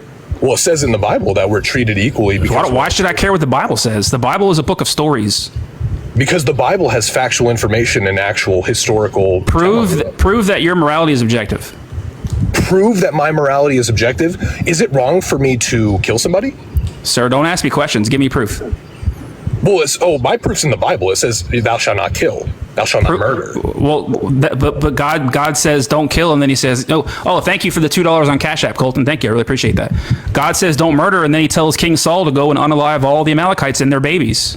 Yeah, but why is that? Because he's immoral. Okay. So your reasoning behind that is just because he's immoral, not because. Are you going to prove your objective morality now?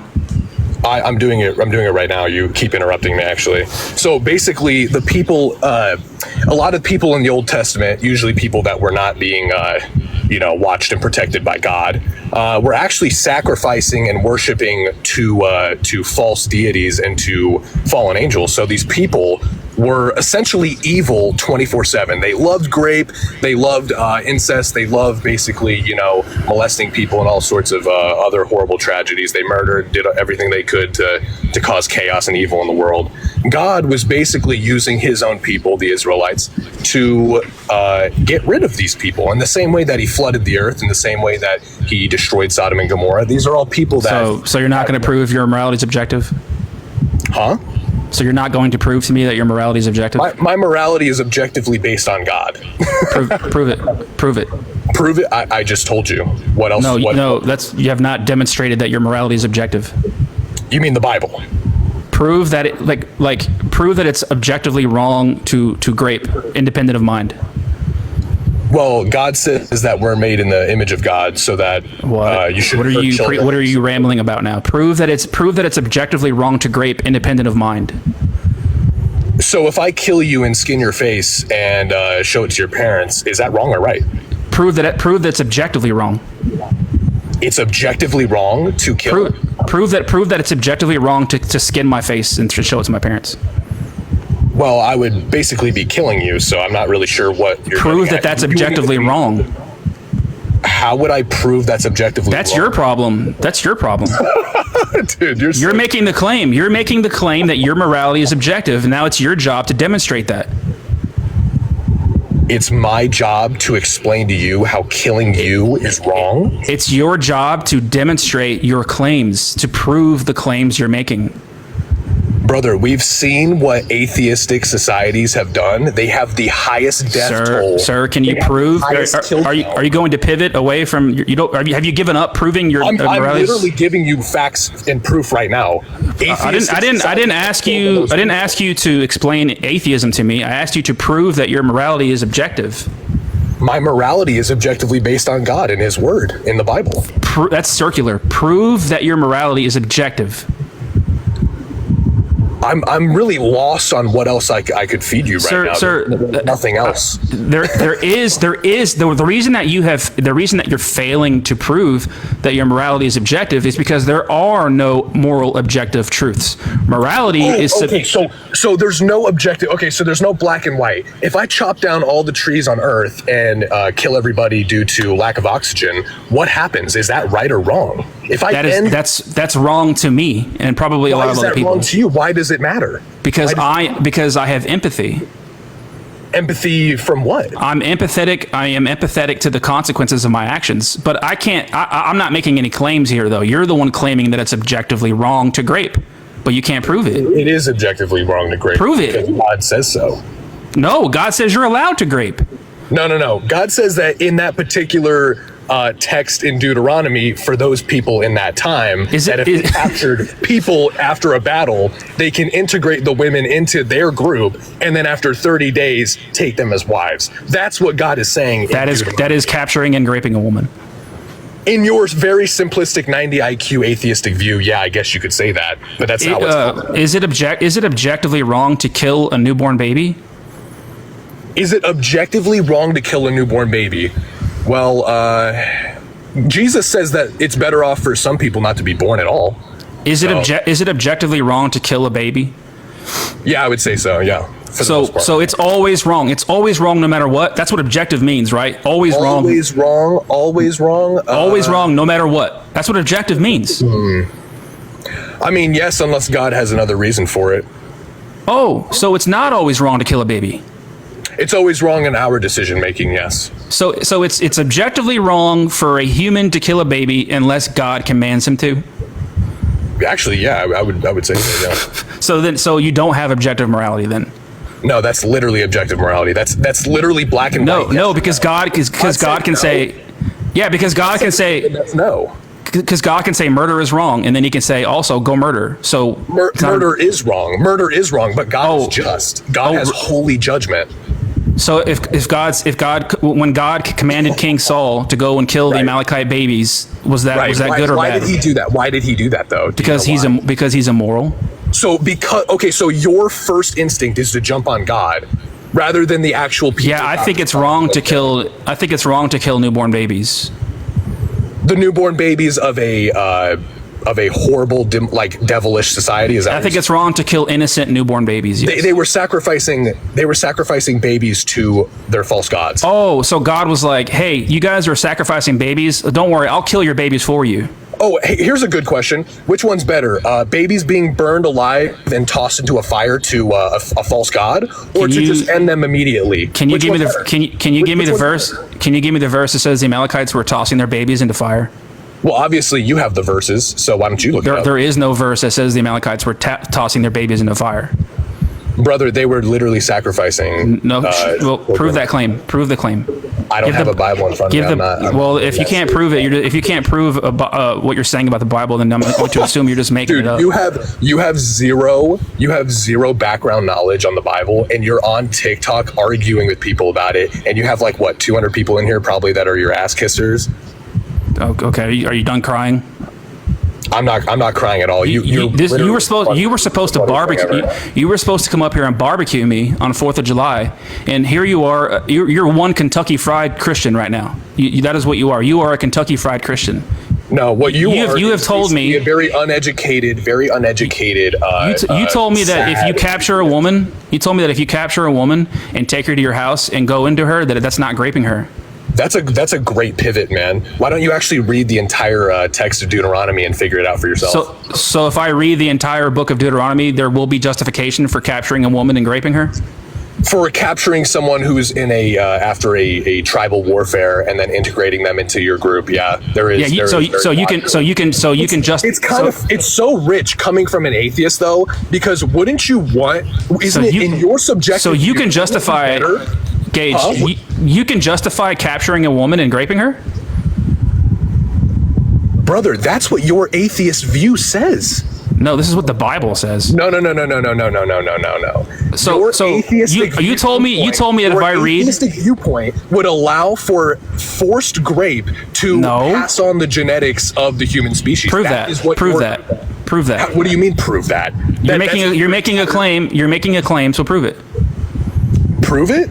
You can't even prove right or wrong. You can't prove any moral value. I'm not making any claims. I'm not making any claims about moral truths. You literally said that you were better than the God of the Bible. Subjectively, that's my subjective opinion. That's your subjective opinion. I'm not making any moral truth claims. You are making moral truth claims. So it's your job to prove it. Yeah, it comes from the Bible. Why don't you read it? That's not proof. It's not proof. If I read the Bible, if I read the entire book of Deuteronomy, you're saying that I will find justification for capturing a woman and raping her. Well, it's not grape. You're reading that into the scripture, which is really funny. So it says you can capture a woman and go in. That you can grape? Does it say that you can grape in the scripture? Yeah, it says you can capture her and go into her. Yeah, is that grape? Yes.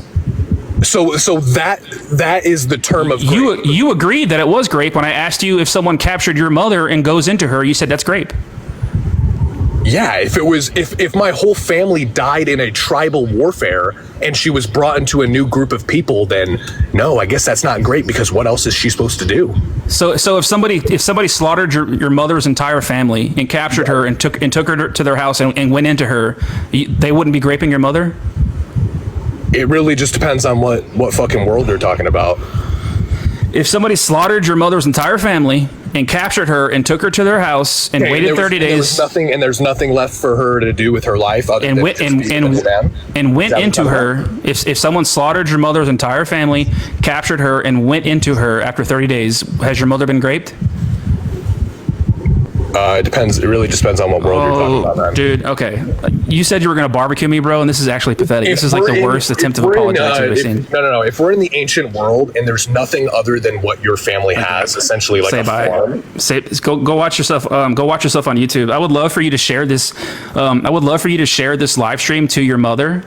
Like, tell your mother to go look me up on YouTube, and I would love for your mother to watch you say, to not be able to answer the question that if somebody slaughtered your mother's entire family and took her to their house and went into her, would that be grape? And you couldn't answer the question. And he was supposed to barbecue me, guys. He was the one who was going to come up here and barbecue me. Everyone, please click the follow button, guys. I really appreciate all of you guys being here. Thank you. Yo, how you doing, bro? Hey, what's up? How you doing?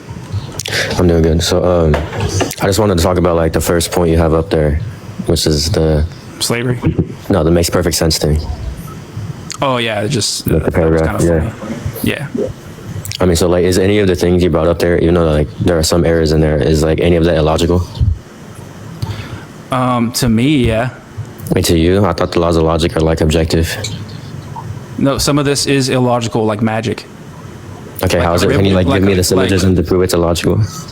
Like making a woman out of a rib, that's logical? That's not a syllogism. Like, just give me like, an argument is like two premises and a conclusion. So if you can just like give me a syllogism to prove it's illogical, you're going against the classical laws of logic. Okay, premise one, we've never been able to make a woman out of a rib. Do you agree? Yes, sir. Okay, premise two, well, there are no women who have made out of a rib. Do you agree? Well, I would personally disagree, but I'll grant you this. You just got flagged. I don't know why, Michael. Sorry.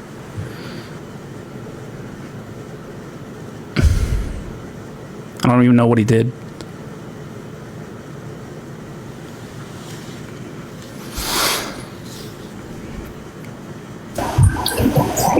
Hi, how are you?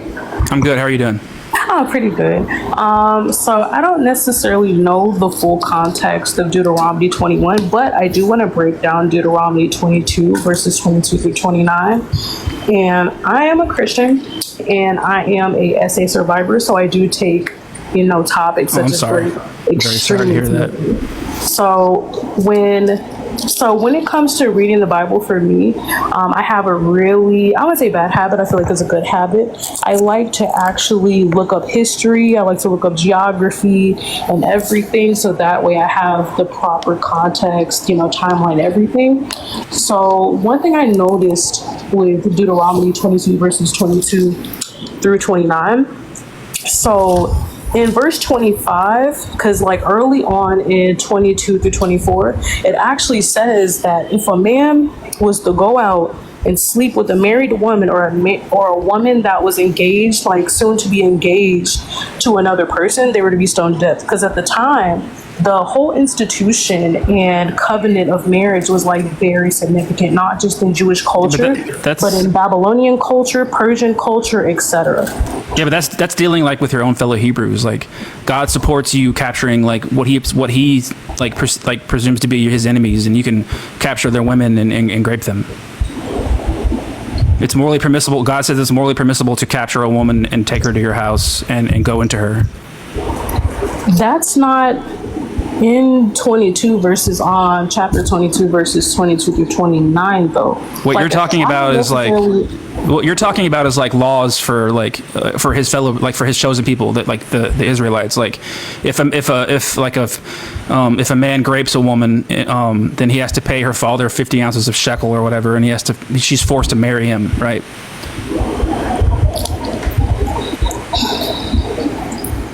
Wow. She's forced to marry her rapist. And where is that located? Because it's right there. It's right there somewhere where you're reading that Deuteronomy. Somewhere right there. No, because in verses 29 it says like verbatim, like if a man was to sleep with a woman that was not married. What are you reading? Deuteronomy. What are you reading? Deuteronomy 22 verses 29. That's the example you gave earlier. Like verbatim, that whole thing. It should be right there somewhere, I think, where it says that if a man grapes a woman, then he has to pay the father 50 ounces of shekel, and then she has to marry her attacker. That's not talking about rape though, because it says in 25, if a man literally forces himself onto a woman, he was to be stoned to death. And there was like a whole thing in the Bible. Well, it says in 28, it's literally raped a woman and they were stoned to death. It's verses 28 through 29. If a man finds a girl who has never had a man and is not promised in marriage, and he takes her and lies with her, and they are found, then the man who lay with her must give 50 pieces of silver to the girl's father, and she will become his wife because he has put her to shame. He cannot divorce her for as long as he lives. In ancient times, though, sexual intercourse was always typically practiced with people that were married. Like, for example, like before both people even lay together, they both lived in their parents' houses and they would have to wait until they would get married to sleep with each other. In verse 25, it says like verbatim, you go out and you rape a woman, you are to die. Okay, well, when I say like God supports grape, the grape that I'm specifically referring to is in Deuteronomy 21:10-14, where God says it's morally permissible to capture a woman if you desire for her to be your wife, and after you slaughter her family, you can take her to your house where she will mourn for her parents for 30 days, and then you may go into her and make her your wife. Like I said, I don't, like me personally, there are things in the Bible that I still, like I said, I would absolutely love to sit and to actually read like the translation and everything for it. Because there's some things I do read and I'm like, wow, that's crazy. But verbatim, I wanted to talk about 22 verses 22 verses 29 because that's the example you brought up earlier. And when you actually read, no, I don't think I brought that up yet. I didn't bring that up. That's literally what it says verbatim. Like I have the KJV version. Ma'am, I never brought those right here that I can read. Hello, ma'am, I never brought those verses up. Yes, you did. You brought it up earlier. I never talked about Deuteronomy 22. I don't think so. Yes, you did. You brought up Deuteronomy 22 verses 29. I was here the whole time. I don't remember doing it, but like in Deuteronomy 21:10-14, where God says you can capture a woman and take her to your house and wait 30 days and then go into her, would you consider that to be grape? In my personal opinion, because at the time, like this is like outside of the Bible, like the institution of man-made slavery was established, prisoners of war, all of that, like that was messed up 1,000%. However, would you consider that grape though? Would I consider what? In Deuteronomy 21:10-14, where it talks about marrying a woman taken in battle. Okay, after you've defeated her family in battle, it says you can capture a beautiful woman that you desire to be your wife. You will take her home to your house where she will mourn for her parents for 30 days, and then you can go into her and make her your wife. Would you consider that grape? In my personal opinion, I feel like it would be wrong because you're taking a prisoner of war. Would you consider it to be grape? I mean, if that person is forcing themselves on that woman, absolutely, that's grape and that's wrong. Yeah, so this woman has been captured, ma'am. She has not consented to this. She's been captured, taken against her will, and taken to this man's home where she will mourn for her parents that have just been slaughtered for 30 days. And after the 30 days is up, he's allowed to go into her and make her his wife. Would you consider that grape? Like I said, if that man is forcing himself onto this woman, then that's wrong. Because it says in Deuteronomy 22 verses 29 that if you force yourself on a woman, you were to be put to death, stoned, as a matter of fact. Because that's the scripture that that is talking about talking about 21 verses 10-14. The verses you're referencing, ma'am. That's crazy. The verses you're referencing are for like your own fellow Hebrews that are living with you. It's not a time of war or anything. I mean, but that was something that you did. And even if you example earlier, though, I don't remember bringing that up. But if I did, I apologize. I don't remember why I would have brought that up. But what I'm talking from what I remember is I've only talked about Deuteronomy 21, where God says it's morally permissible to capture a woman and take her to your house and go into her. Now, will you please answer, ma'am? Yes or no? Will you please just answer? I already answered it. I said verbatim. If this man forces himself onto a woman, that's wrong. Because it says in Deuteronomy 22:25 that if you do that, you are to be put to death. Okay, so then you agree. So then you agree that God supports grape.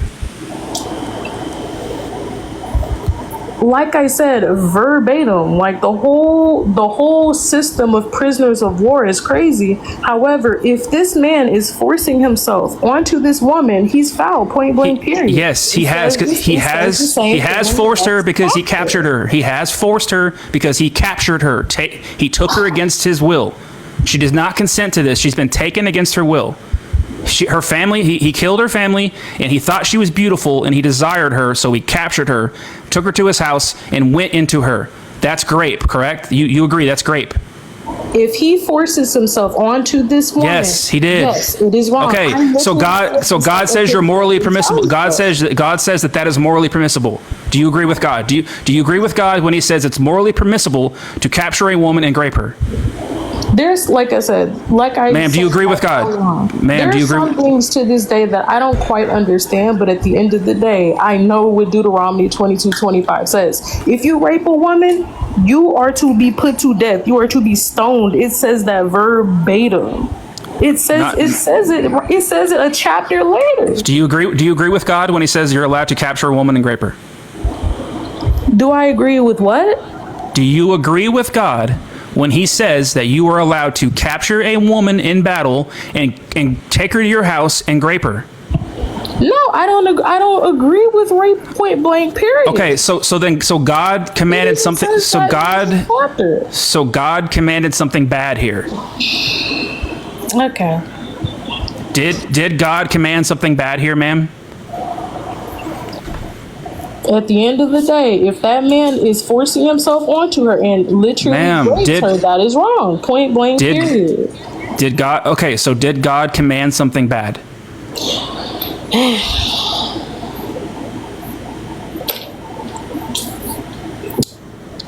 Like I said,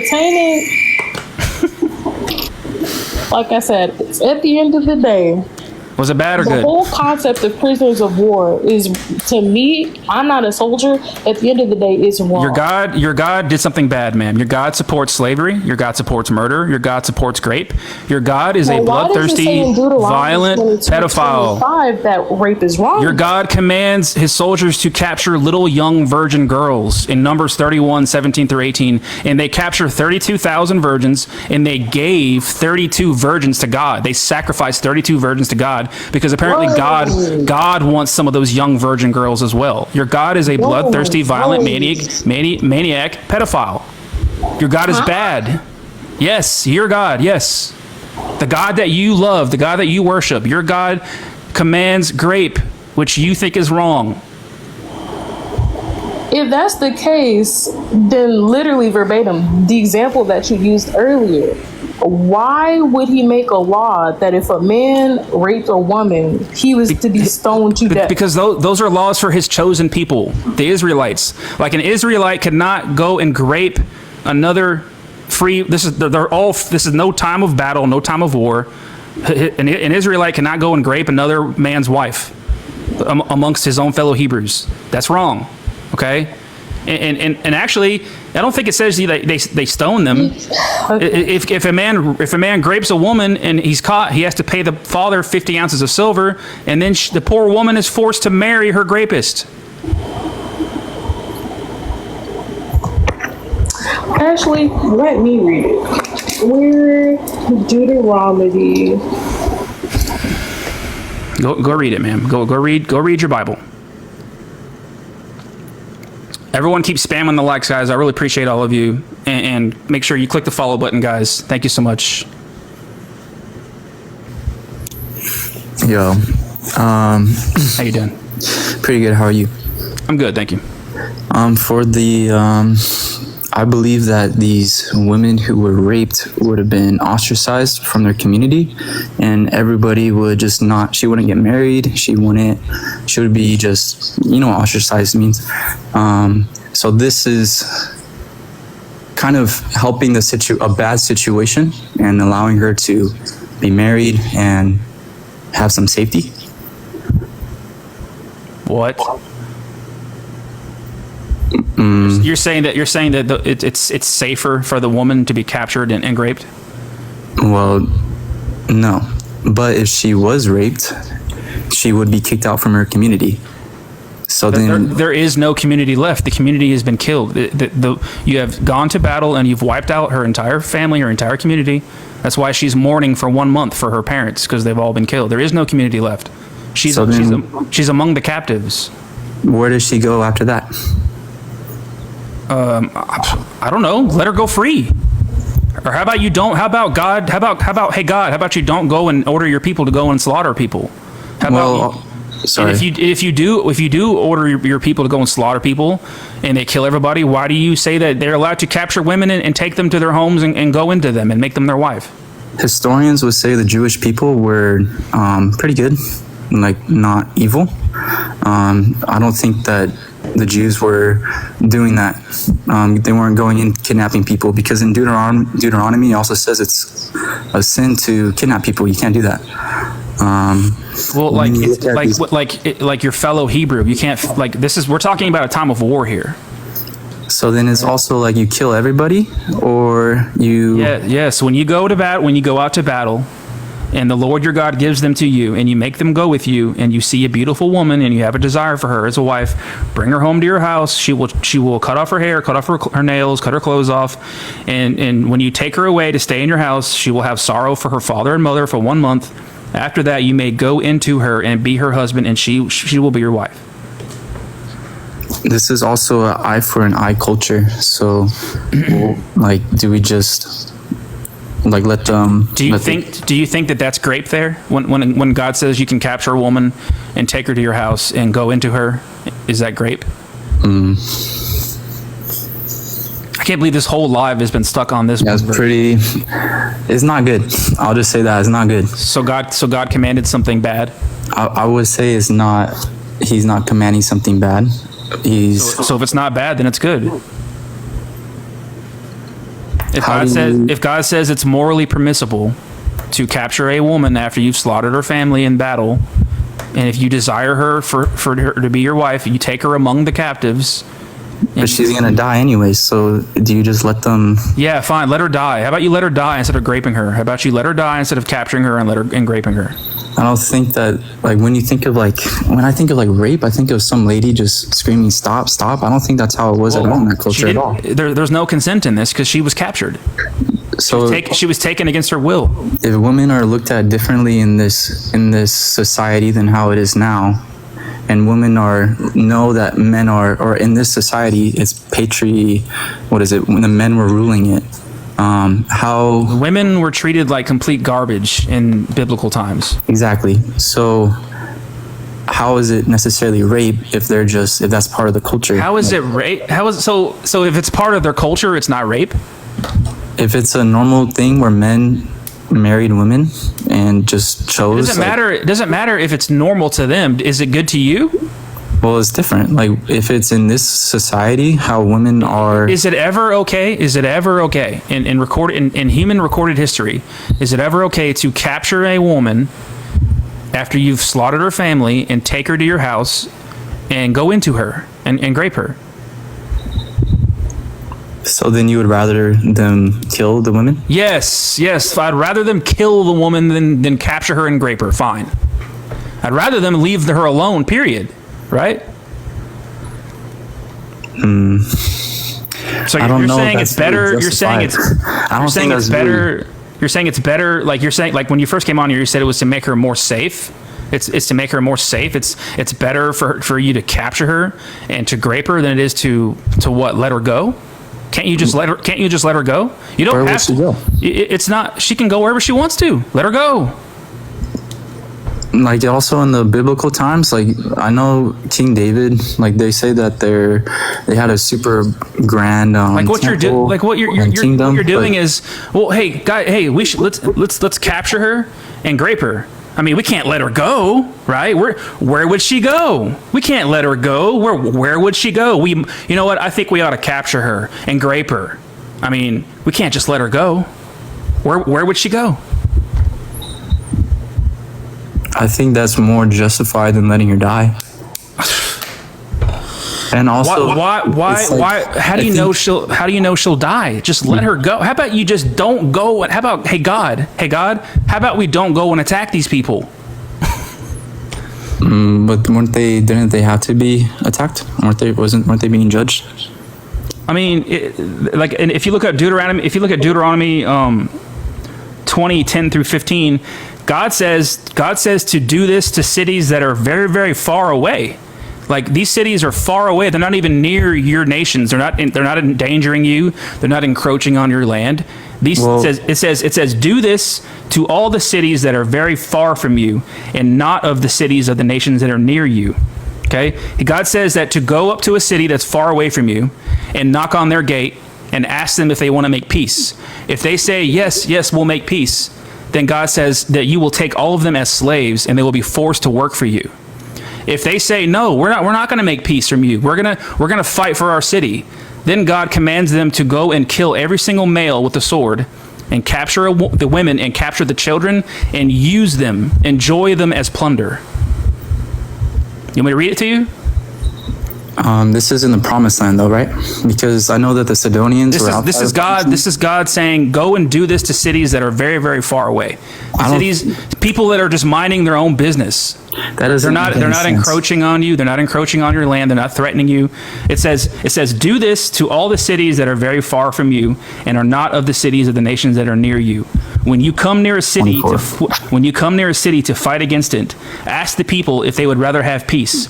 If they agree to make peace with you and open their gates to you, all the people who are found there will be made to work for you and serve you.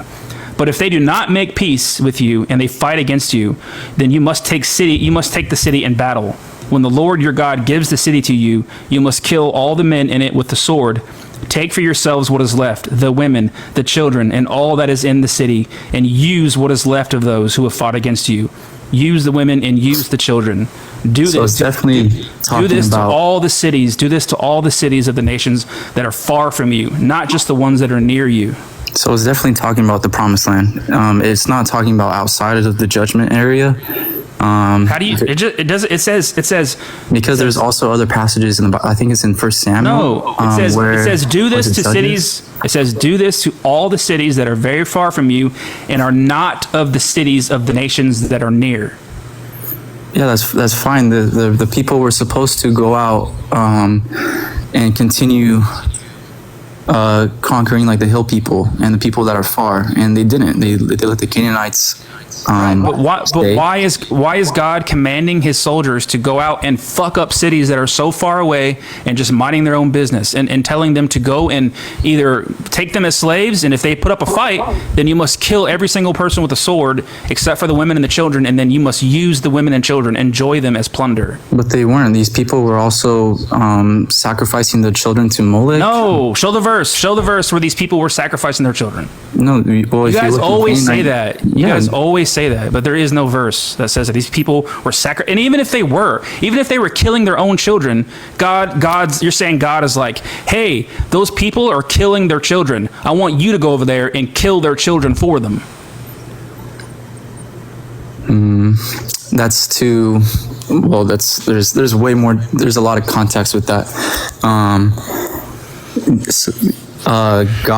Israel is also the most judged community. Like, it's not like God just has Israel just come over here and judge people. He also has people judge Israel the most. So it's not like he asks us to do things that he wouldn't do. If God is a judger and he's having Israel judge, then they're going to be judged the harshest, and he is the harshest. He's judged. If you see in the Bible, Israel's judged the most out of everybody. Like, do they deserve to be killed by the other people? Like, why is it only fair for the Israelites to get killed, but it's not okay for people to inflict judgment on other people? I don't even know what you're talking about now. The Israelites were punished. Sir, do you agree or disagree that God supports slavery, murder, and rape? No, I think that I think there are justified killings. You don't agree? You're saying no, you don't agree? I do not think that God supports these things. I think that slavery. Let's start with the first one. Okay. Slavery. Did God tell the Israelites that they can go and own non-Israelites as slaves for life, and that they're allowed to beat them with a rod with no punishment if the slave doesn't die from the beating? That there is a little bit more context with that too, because these people are also like, okay, this sounds. Did God say that? This sounds bad. Did God tell the Israelites that they can go and own slaves for life as long as they're from the non-Israelites, from the foreign nations around them? Some people, the Israelites were doing bond servant stuff for like 7 years. Sir, Did God tell the Israelites that they're allowed to go and own non-Israelites as slaves for life? Yeah. Okay, so you agree that God supports slavery? Slavery is two parts of the same coin. You have slavery, which is stuff that like owning another person as property for life. That could be. You could think of chattel slavery in the 1800s. Yes, that's what I'm referring to here. But the Jews weren't. That's not how the Jews treated their slaves. That's not how historians. They owned them for life. Historians don't agree that the Jews treated their slaves like that. Yes, they do. They own them for life, and when you die, you can pass them on to your children for your children to own them, and you can even own their children as slaves for life. And you're allowed to beat them with no punishment as long as the slave does not die. But most people also wanted to be slaves. Like have you heard of bond servants? Give me the verse. I'm not talking about bond servants. People would get their ear pierced because they're saying. I know that, but that's not chattel slavery. That's for your fellow Hebrews. So where does it in the Bible say that the Israelites were doing chattel slavery and they need to treat the people with chattel slavery? It's Leviticus 25, 44 through 46. It also talks about not beating them unjustly. Like it's only justified. It says you can beat your slave with the rod with no punishment as long as the slave does not die. But it has to be justified. Okay. And you can't knock each other, like they had respect for each other's teeth. You can't knock each other in the tooth because otherwise you'll get your tooth knocked out. Yeah, but you can beat your slave all over his back and all over his arms and legs. Just don't knock his eye out. Don't knock his teeth out. Well, what purpose does it even do that? Griffin, why would they do that if that means that they're going to have to do the work? It doesn't matter. It doesn't matter why would they do it. God allows it. God says it's morally permissible to own slaves as property for life, and it's morally permissible to beat them. That's an extreme interpretation of what it's saying. Okay, let me read it, and you tell me what the proper interpretation is, okay? Okay? Griffin, you can't leave the app. We can't hear you. Let me read it where God says to the Israelites that they're allowed to own slaves for life from the non-Israelites, okay? Okay. You may buy men and women slaves from the other nations around you. Also, you may get children as slaves. These children must come from the families of foreigners living in your land. These child slaves will belong to you. You may even pass these foreign slaves on to your children after you die. You can make them slaves forever, but you must not rule cruelly over your own brothers, the Israelites.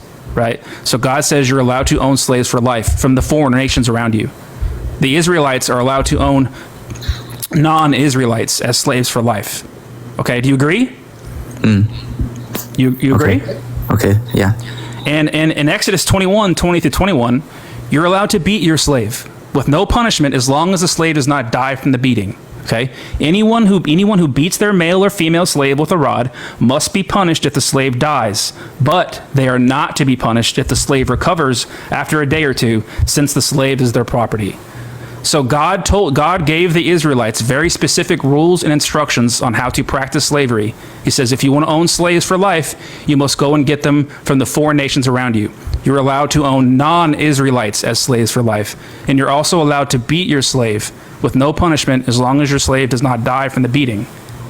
So do you still hold, after hearing all of this and taking all this into consideration, do you still hold the position that God does not support slavery? I think there's also, you just have, why do historians say that the Jews treated their slaves like, okay, they were fair to them? The Jews were, the Hebrews were fair and not cruel to their own fellow Hebrews. But they talk about them in general, like they weren't cruel in general. That's why it says you must not be a cruel master over your own brothers, the Israelites. There's a different set of laws for your Hebrew slaves as opposed to your foreign slave. Yeah, you cannot own your fellow Hebrew slave for life. They have to sell themselves to you, and they have to go free after 6 or 7 years, unless you give him a family. If you give him a family, when it's his time to go free after 6 or 7 years, he has to go free on his own, but the family stays with you. And if he wants to keep his family, then you have to take him to a doorpost and pierce his ear, and then he will be your slave forever. Right? That's like a way of tricking. That's a way of tricking your fellow Hebrew into being your property for life. But when I say slavery, I'm specifically referring to owning another human being as property for life, the way God instructed the Israelites to own non-Israelites as slaves for life. Is that making sense to you, that there's a different set of laws for Hebrew slaves as opposed to foreign slaves? Yes, but this also goes back to like, how do you believe that God is good, or do you not believe God is good? Because if you believe God is good and just, then I would interpret these scriptures in a just way. I don't think that these people are supposed to just be beating the crap out of these slaves. I think that God says you're allowed to. God says it's morally permissible to beat your slave with no punishment, as long as the slave doesn't die. I understand, but I still don't. So God supports slavery. Do you agree?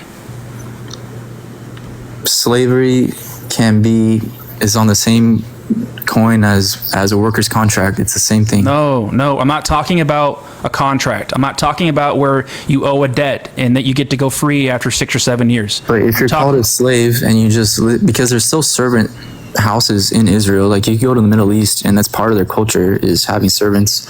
And if they're owned for life against their will, that is wrong, sir. That's wrong. Like, how do we know that these people didn't, like, while God says this, like, we just don't know how the Israelites were treating these people. I don't think that these people were treating God gave very specific instructions on how to practice slavery. He told the Hebrews, if your fellow Hebrew owes a debt, he can sell himself to you, and you cannot own him forever. He must go free after 6 or 7 years. Okay, and you can't beat your Hebrew slave. You must be you can, but if you knock their eye out, if you knock their tooth out, they must go free. You can beat them, but you can't beat them to death. There's a punishment for that. Okay, but when it comes to the non-Israelites, the foreign nations around you, you can own them for life. There's nothing saying that you must be nice to them. It says you can make slaves of them forever. Okay, so taking all this into consideration, do you agree now that yes, God supports owning God supports the Israelites owning non-Israelites as slaves for life? If it was that, why would Israelites even want to be bondservants for these people who are hurting them and hurting others? Sir, I'm not talking about bondservants. I'm not talking about debt servitude. I'm not talking about indentured servants. I'm talking about when it says slavery, I'm talking about owning another person as property forever. Okay? Do you agree now that God supports his chosen people, the Israelites, owning non-Israelites as slaves for life? Yes, that's what the text says. Okay, so you agree that God supports slavery? It depends on what we're talking about, though. I don't think God really supports owning non-Israelite slaves for life. I think in a just way. No. You think that's just? I think in a just way. Yeah, because these people it's an eye for an eye culture. These people are going to come back and try to kill. That's only for your Hebrew slaves. The eye for an eye. These you go and attack. I'm not talking, sir. Right, you go and attack the community. Right, these aren't Israelites. I'm not talking about the Hebrew slaves. I'm talking about the other people. Yes, you are. When you keep bringing up eye for eye, all that. You keep bringing up that's for your Hebrew slaves. That's even slaves. For other people as well. That's how the culture is. That's how everybody is in that time. That's how everybody is in that time. It only applies to your Hebrew slaves. Eye for an eye culture is how the entire culture in that ancient civilization works. Give me the verse that says that if you knock your foreign slave's eye out, then they must go free. Well, I don't have a verse that says that. There is no verse that says if you knock your foreign slave's eye out, or if you knock your foreign slave's tooth out, that they must go free. That is for your Hebrew slaves. The Hebrew slaves that have sold themselves to you to pay off a debt. If a Hebrew slave sells himself to you to pay off a debt, and if you knock his eye out or knock his tooth out, then he must go free. That does not apply to the foreign slaves. I would need to see more. You would need to go and read your Bible. Yeah, I would need to see more context. But looking at let's talk about the people who were not Israelites. So the Israelites come in and conquer a city, and if they let them, like, it's either you kill them all, you let them be your slaves, or they're gonna like get revenge on you. So well, you could there's say no that. jail. You could say Like, that. there's no jails in this place. So You what could is say it that gonna in do? certain situations. You could say that in certain situations, but not every single situation is like that, because God even commands you. God commands his soldiers to go and do this to cities that are very, very, very, very far away, and minding their own business, not even near you. But that's not. But we're not talking. That's not the people out. You can't that's make only the, you can't people make the within argument. Promised land, though. You that's can't make only the within argument Promised Land. that you can't make the argument that they're gonna like come in and attack the Israelites, because these people are very, very far away, minding their own business. But I think it's in Judges or Samuel where the Israelites attacked the Sidonians, and they weren't supposed to do that because these people weren't. These people didn't have a prophet warning them of judgment, so that they didn't have a way of being saved. Like they had unjust killing. So the Israelites were actually punished for hurting these people who never heard of having to turn away from their sin. So there's instances in the Bible where that happens. I'm not familiar with that story, but when it comes to the slavery, I think we both agree, and we can move on to the murder part if you'd like to next. Okay. But just to clarify, like, we both now have come to an agreement that God does support his chosen people owning non-Israelites as slaves for life. Okay. Okay, so when it comes to murder, do you agree or disagree that God supports murder?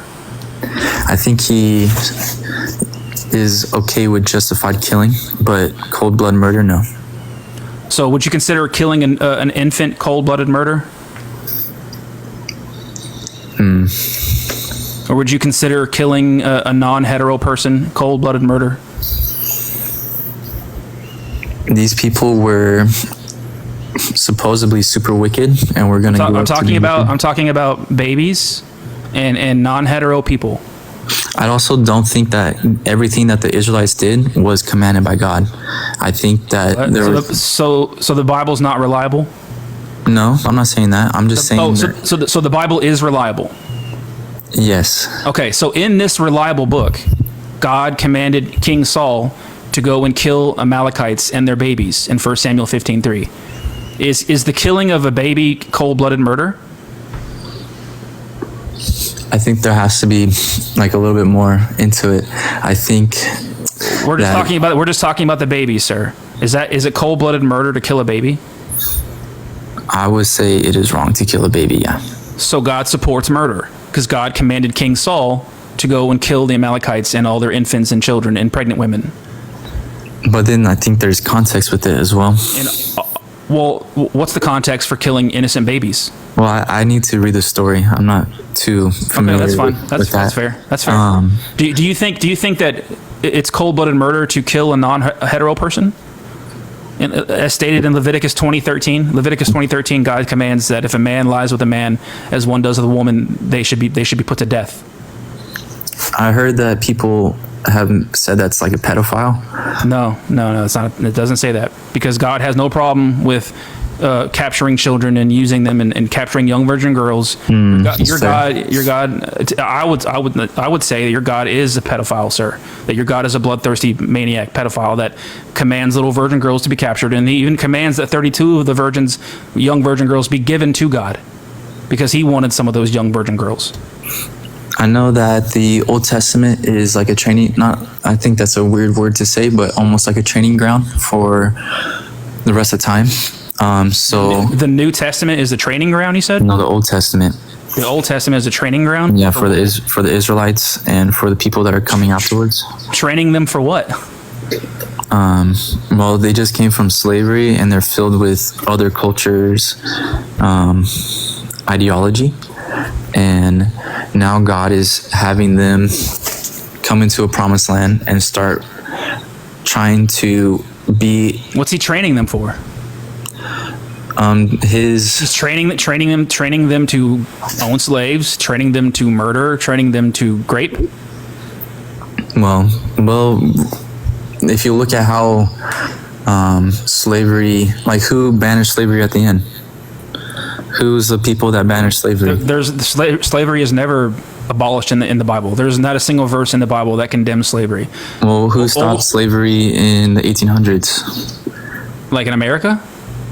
Yeah, America. Well, even bigger than America is really the Christians. Like it was England.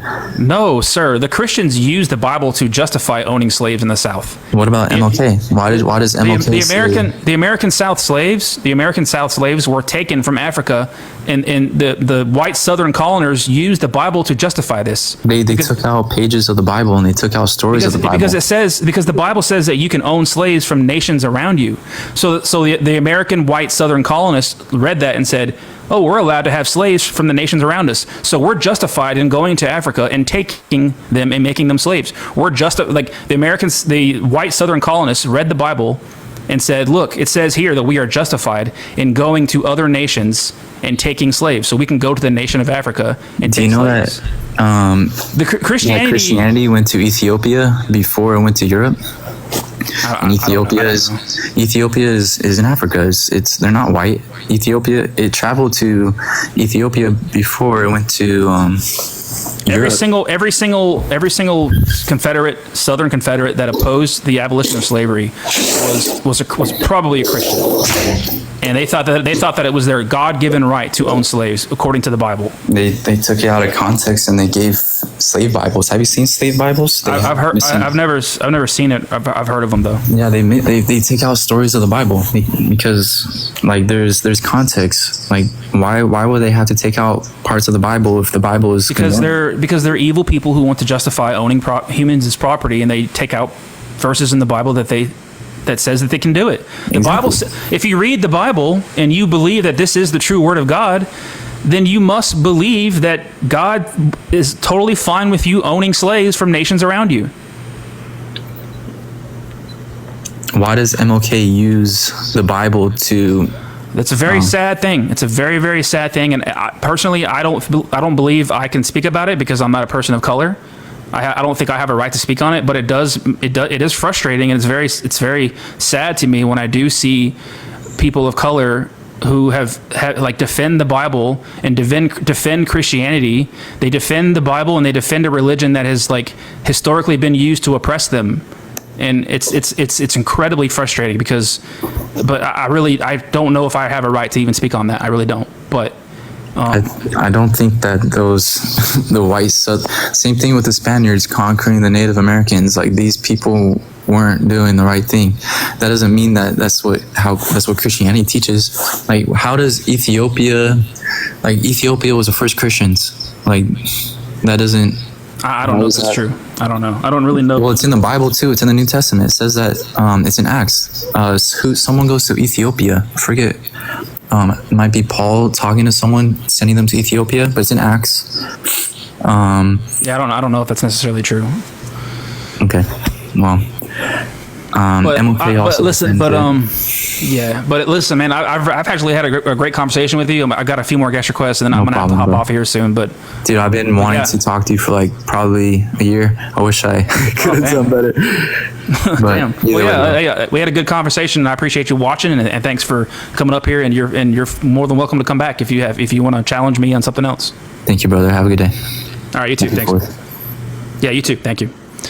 All right, guys. Everyone, make sure to keep spamming those likes, guys. That was a W guest there. He's just still learning. He says he's still learning, still reading, right? So I like people who can admit things and be honest about it. I really do appreciate that. Let's take a couple more guests here, and then I do have to get going. The Greeks brought Christianity to Ethiopia.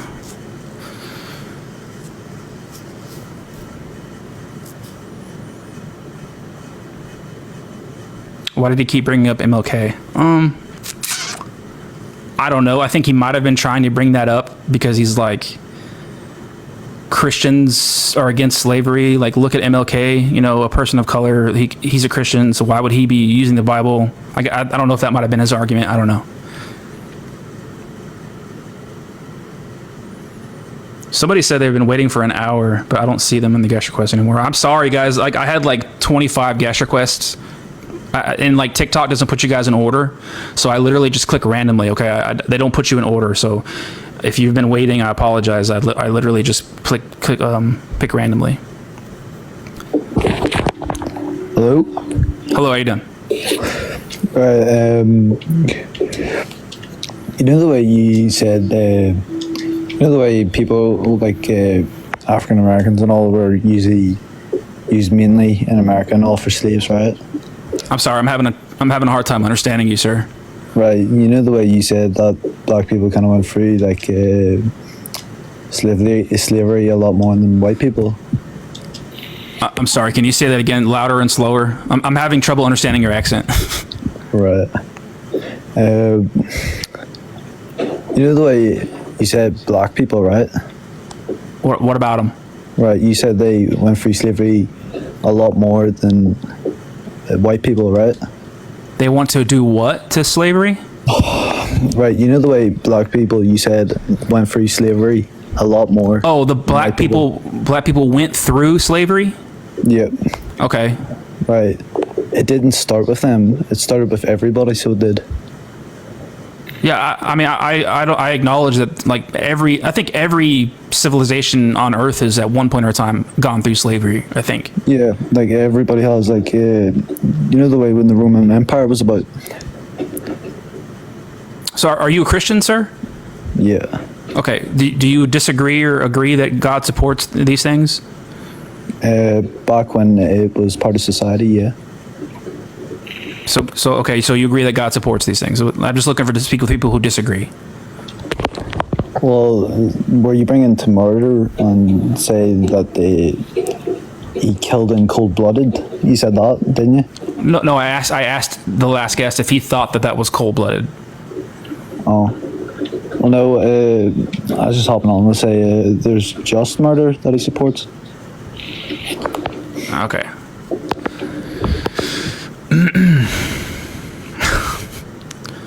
No disrespect, man. I just having trouble understanding you, man.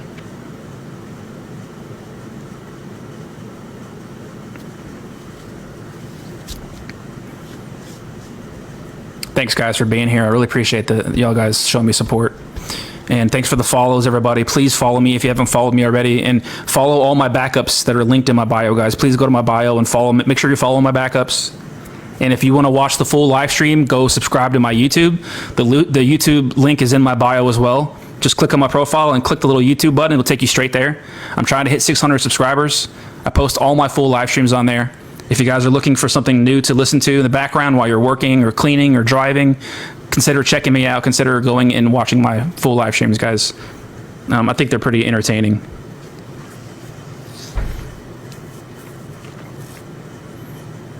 And thanks for the gifts, everybody. I'm sorry if I don't acknowledge every gift. It's really hard to sometimes when you're in the middle of a discussion. What's up, bro? Hey, how you doing? How old are you? 22, dog. All right, what you got for us? Sure, man. I'm Nick, bro. I'm really on the spectrum. Like, I used to be a Christian, but I'm also not an atheist. I'm kind of like spiritual, but I've been on the side of really kind of getting off the Christian train. So I really just want to hear a couple more verses, bro, or where it's supported. You know what I mean? Murder, slavery, and rape. I heard the rape one, and I heard the slavery. Yeah, so like if you want to make the argument that God supports slavery, you could just look at verses like Leviticus. You want me to say them so you can write them down? Yeah. Just tell them to me. Okay, it's also I'm gonna post this on my YouTube so you can go back and watch the entire conversation between you and I if you'd like to as well, so you can have the verses. Sure. So it's Leviticus 25, 44 through 46. That's where God gives his chosen people, the Israelites, very specific instructions on how to practice slavery. He says you're allowed to own non-Israelites as slaves for life. Fact, bro. Hey, that was the one I wanted you to read over, bro. Cause shit, I just wanted to say I ain't gonna even be on here for long, bro. But like when you said like you didn't want to speak on the MLK thing, like I kind of agree with you, bro. Cause you know I was raised in a Christian household, bro. I came up in church, like I came up playing the drums in church and everything. So you know it took me a minute to really just kind of, you feel me, see my own view. Yeah. But it kind of is sad though to see like. It is, and it's frustrating, but I understand it because like Christianity is a huge part of black culture. right? Yeah. But the reason that is because unfortunately, your ancestors and their ancestors, they were owned by Christian masters. Facts. And they forced them to read the Bible. They forced them to go to church. They forced them, and so that's why it's so integrated into the culture. Yeah, facts, bro. And that's not just for people of color. That's for all kinds of ethnicities. I agree with you, bro. Because I honestly feel like, bro, they gave us. I feel like, honestly, bro, religion was just created to divide, and I also feel like, bro, they gave, especially black people, bro, they gave black people Jesus to make us feel like in the end somebody gonna come and save us. You feel me? You get what I'm saying? Like, yeah. So shit, I just appreciate them verses, bro. Shit, I just wanted to, you feel me, get a little more intel, bro. All right, man. Yeah, I appreciate you watching. Thank you so much. Appreciate you. For sure. All right, have a good one. All right, guys, I'm gonna take one more guest here. Okay, take one more guest here. Thank you for joining my team. Thank you, guys. I've been live for almost 3 hours. That's about typically how long I go live for. So, but just last guest here. Hello, Dwayne. Hello, are you there, Dwayne? Dwayne, can you hear me? Yeah, I hear you. Hold on 1 second. I'm at work. Hold on. All right. Can you still hear me, man? Yeah, I hear you. Okay. I just wanted to do a few points on your topics of God supports slavery, murder, and the G word. Thank you, Regina. Thank you so much, Regina. Yeah, go ahead, man. You have to understand that wasn't the God of the Bible. Who was it? Absolutely not the God of the Bible. In the Old Testament, they lived under the old Levitical system, which is the law of Moses. Who gave the law to Moses? God gave the first set of laws when he went up the first time, which is originally the 10 Commandments. And then when he came back down and saw all the mess that was going on, remember, he gets angry, smashes those 10 Commandments, it goes back up for another 40 days, comes back down with a whole other set of laws, which is the 613 Levitical laws. Right. So the God of the Bible did not tell Moses that all this stuff should happen. Moses said that God told him this. No. He told him the first set of laws, not the second set of laws. That's where people get confused and they don't understand the Old Testament and the old Levitical system. You had two systems, the old Levitical system. Who gave Moses? Who gave Moses the second set? Moses wrote his own set of laws with his finger. The 613 laws? Yes. Is there a verse for that? Yes. I mean, I don't know the exact verse, but what I'm telling you is people misunderstand when they say that God did all this or he let it all go. So it sounds like it's not the God of the Bible. You also have to understand the God of the Old Testament. What was his name? Yah or Yahweh. I can't remember the exact name. That's the God of the Old Testament. Okay, so the Bible, so the Bible is not reliable, is what you're saying. Did I say that? Well, if the Bible is the Bible reliable, sir? Did I say that? I'm asking you, is the Bible reliable? Yes, it is. You just have to learn how to read it. If the Bible is reliable, in this reliable book, God says you're allowed to have slaves, and God commands for King Saul to go and kill the Amalekite babies. And it's obvious you're not listening to me because you haven't heard a single word I said. Well, you said God didn't do these things. God didn't. Well, the Bible says he did. No, it doesn't. Yes. Absolutely does not say that. So in 1 Samuel 15:3, the Lord commanded King Saul to go and attack. In 1 Samuel 15:3, the Lord commanded King Saul to go and attack the Amalekites and kill their babies. Passage, but God commanded it. I understand exactly where you're coming from. This is just a huge cherry pick. There's obviously a reason for that. This is just a huge cherry pick. No, it's not. You just don't understand the Bible. Okay, so but the Bible. I just wanted to I just wanted to give those points because people, you haven't backed it up with any scripture. You haven't backed anything you've said up with scripture. You haven't either. Yes, I have. In 1 Samuel 15:3, in 1 Samuel 15:3, the Lord commanded King Saul to go and kill the Amalekite babies. That's one passage that you're hanging your nail on. That's murder, sir. And I don't also, give a fuck what it's called.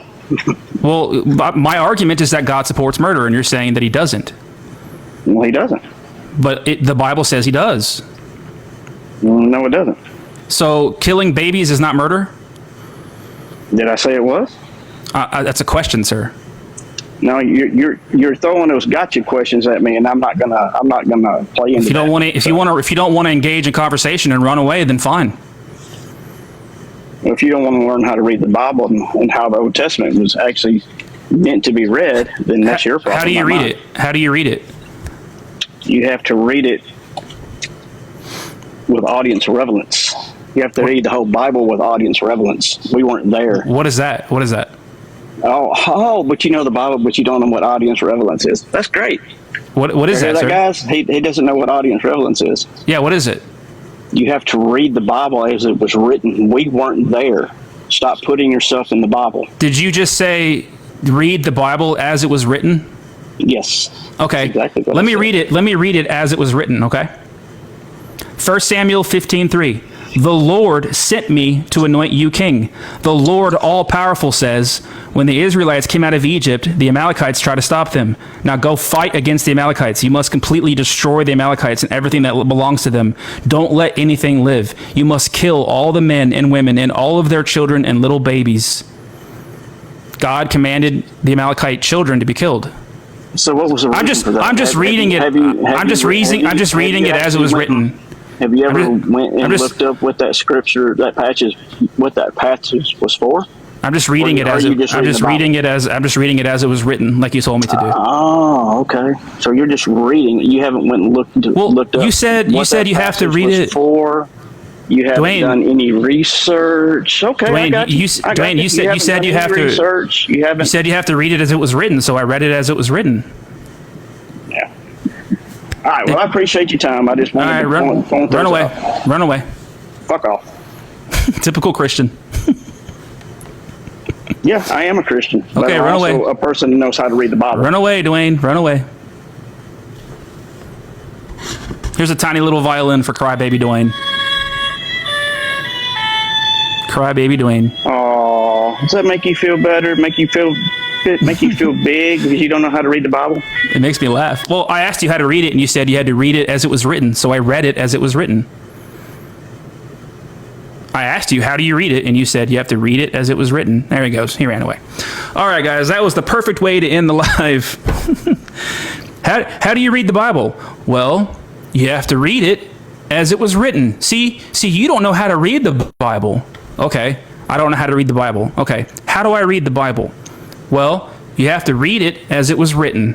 Okay, let me read it as it was written. All right, I'll read it. The Lord all-powerful says, now go and fight the Amalekites. You must completely destroy the Amalekites. Don't let anything live. You must kill all the men and women and all of their children and little babies. I read it as it was written. Because that's how you read the Bible, right? I really wish that he hadn't left, because I was gonna have fun with that for a few more minutes. But all right, guys, that was a very fun live stream. Thank you so much for being here. Thank you guys for watching. Today was my first day off. I'm off for the next 4 days. So I plan on going live from like noon to 4 for the next 3 days. So today was like 1 to 4, but tomorrow I want to go live from noon to 4, and then the next day probably from noon to 4 for the next 3 days. I'm so sorry, guys, that I haven't been going live as often because I've been really, really busy at work. Work's been crazy, and I've been stuck on night shift. So I work from 5 p.m. to 5 a.m.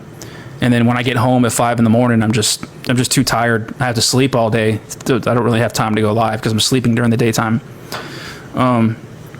Whoa, Evan, thank you so much for the $30 on Cash App, Evan. Thank you so much, dude.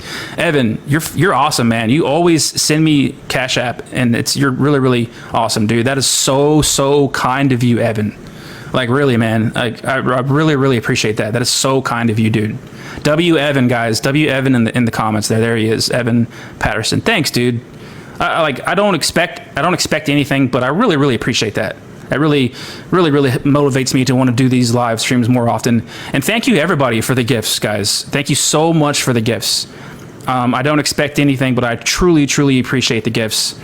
And I'm sorry that if I don't always acknowledge the gift, or if I like I see it, but I'm in the middle of a conversation, it's really, really hard for me to acknowledge it. But just know that if you did send me a gift and I didn't acknowledge it, I really, really appreciate it. You guys don't have to do that, man. It really makes me feel good that you guys do that. So I really appreciate you guys. You guys are awesome, and I just want to be entertaining for you guys. I don't want to be one of those guys who you watch and it's boring. I try to keep it entertaining. I try to keep the guests moving really, really quick. I try not to stay too long on one guest. So I really do appreciate y'all, and I'll see y'all tomorrow. Everybody have a great Independence Day. Be careful. Be careful with your fireworks, guys, and please, please, please do not drink and drive, guys. Don't do it. Do not drink and drive, guys. Call an Uber. It's like $20 for an Uber. Maybe even cheaper than that. Please don't drink and drive. And guys, if you have pets, if you have dogs, please make sure that you don't leave them outside when there's fireworks going on, because a lot of them will try to get out. Make sure your dog is inside. Don't leave them in the backyard, because a lot of times fireworks will scare them and they will dig their way out. They will panic. Please don't let your babies run away from you guys. So make sure your dogs are inside, and don't drink and drive, guys. Please don't do it. I really, really am urging you, do not do it. Everybody have fun tonight, guys. I will see you all later. If everybody who has been watching, if you think that this has been blasphemy, great, because it was a blast for me too. See what I did there? You see what I did there? All right, guys. See you later.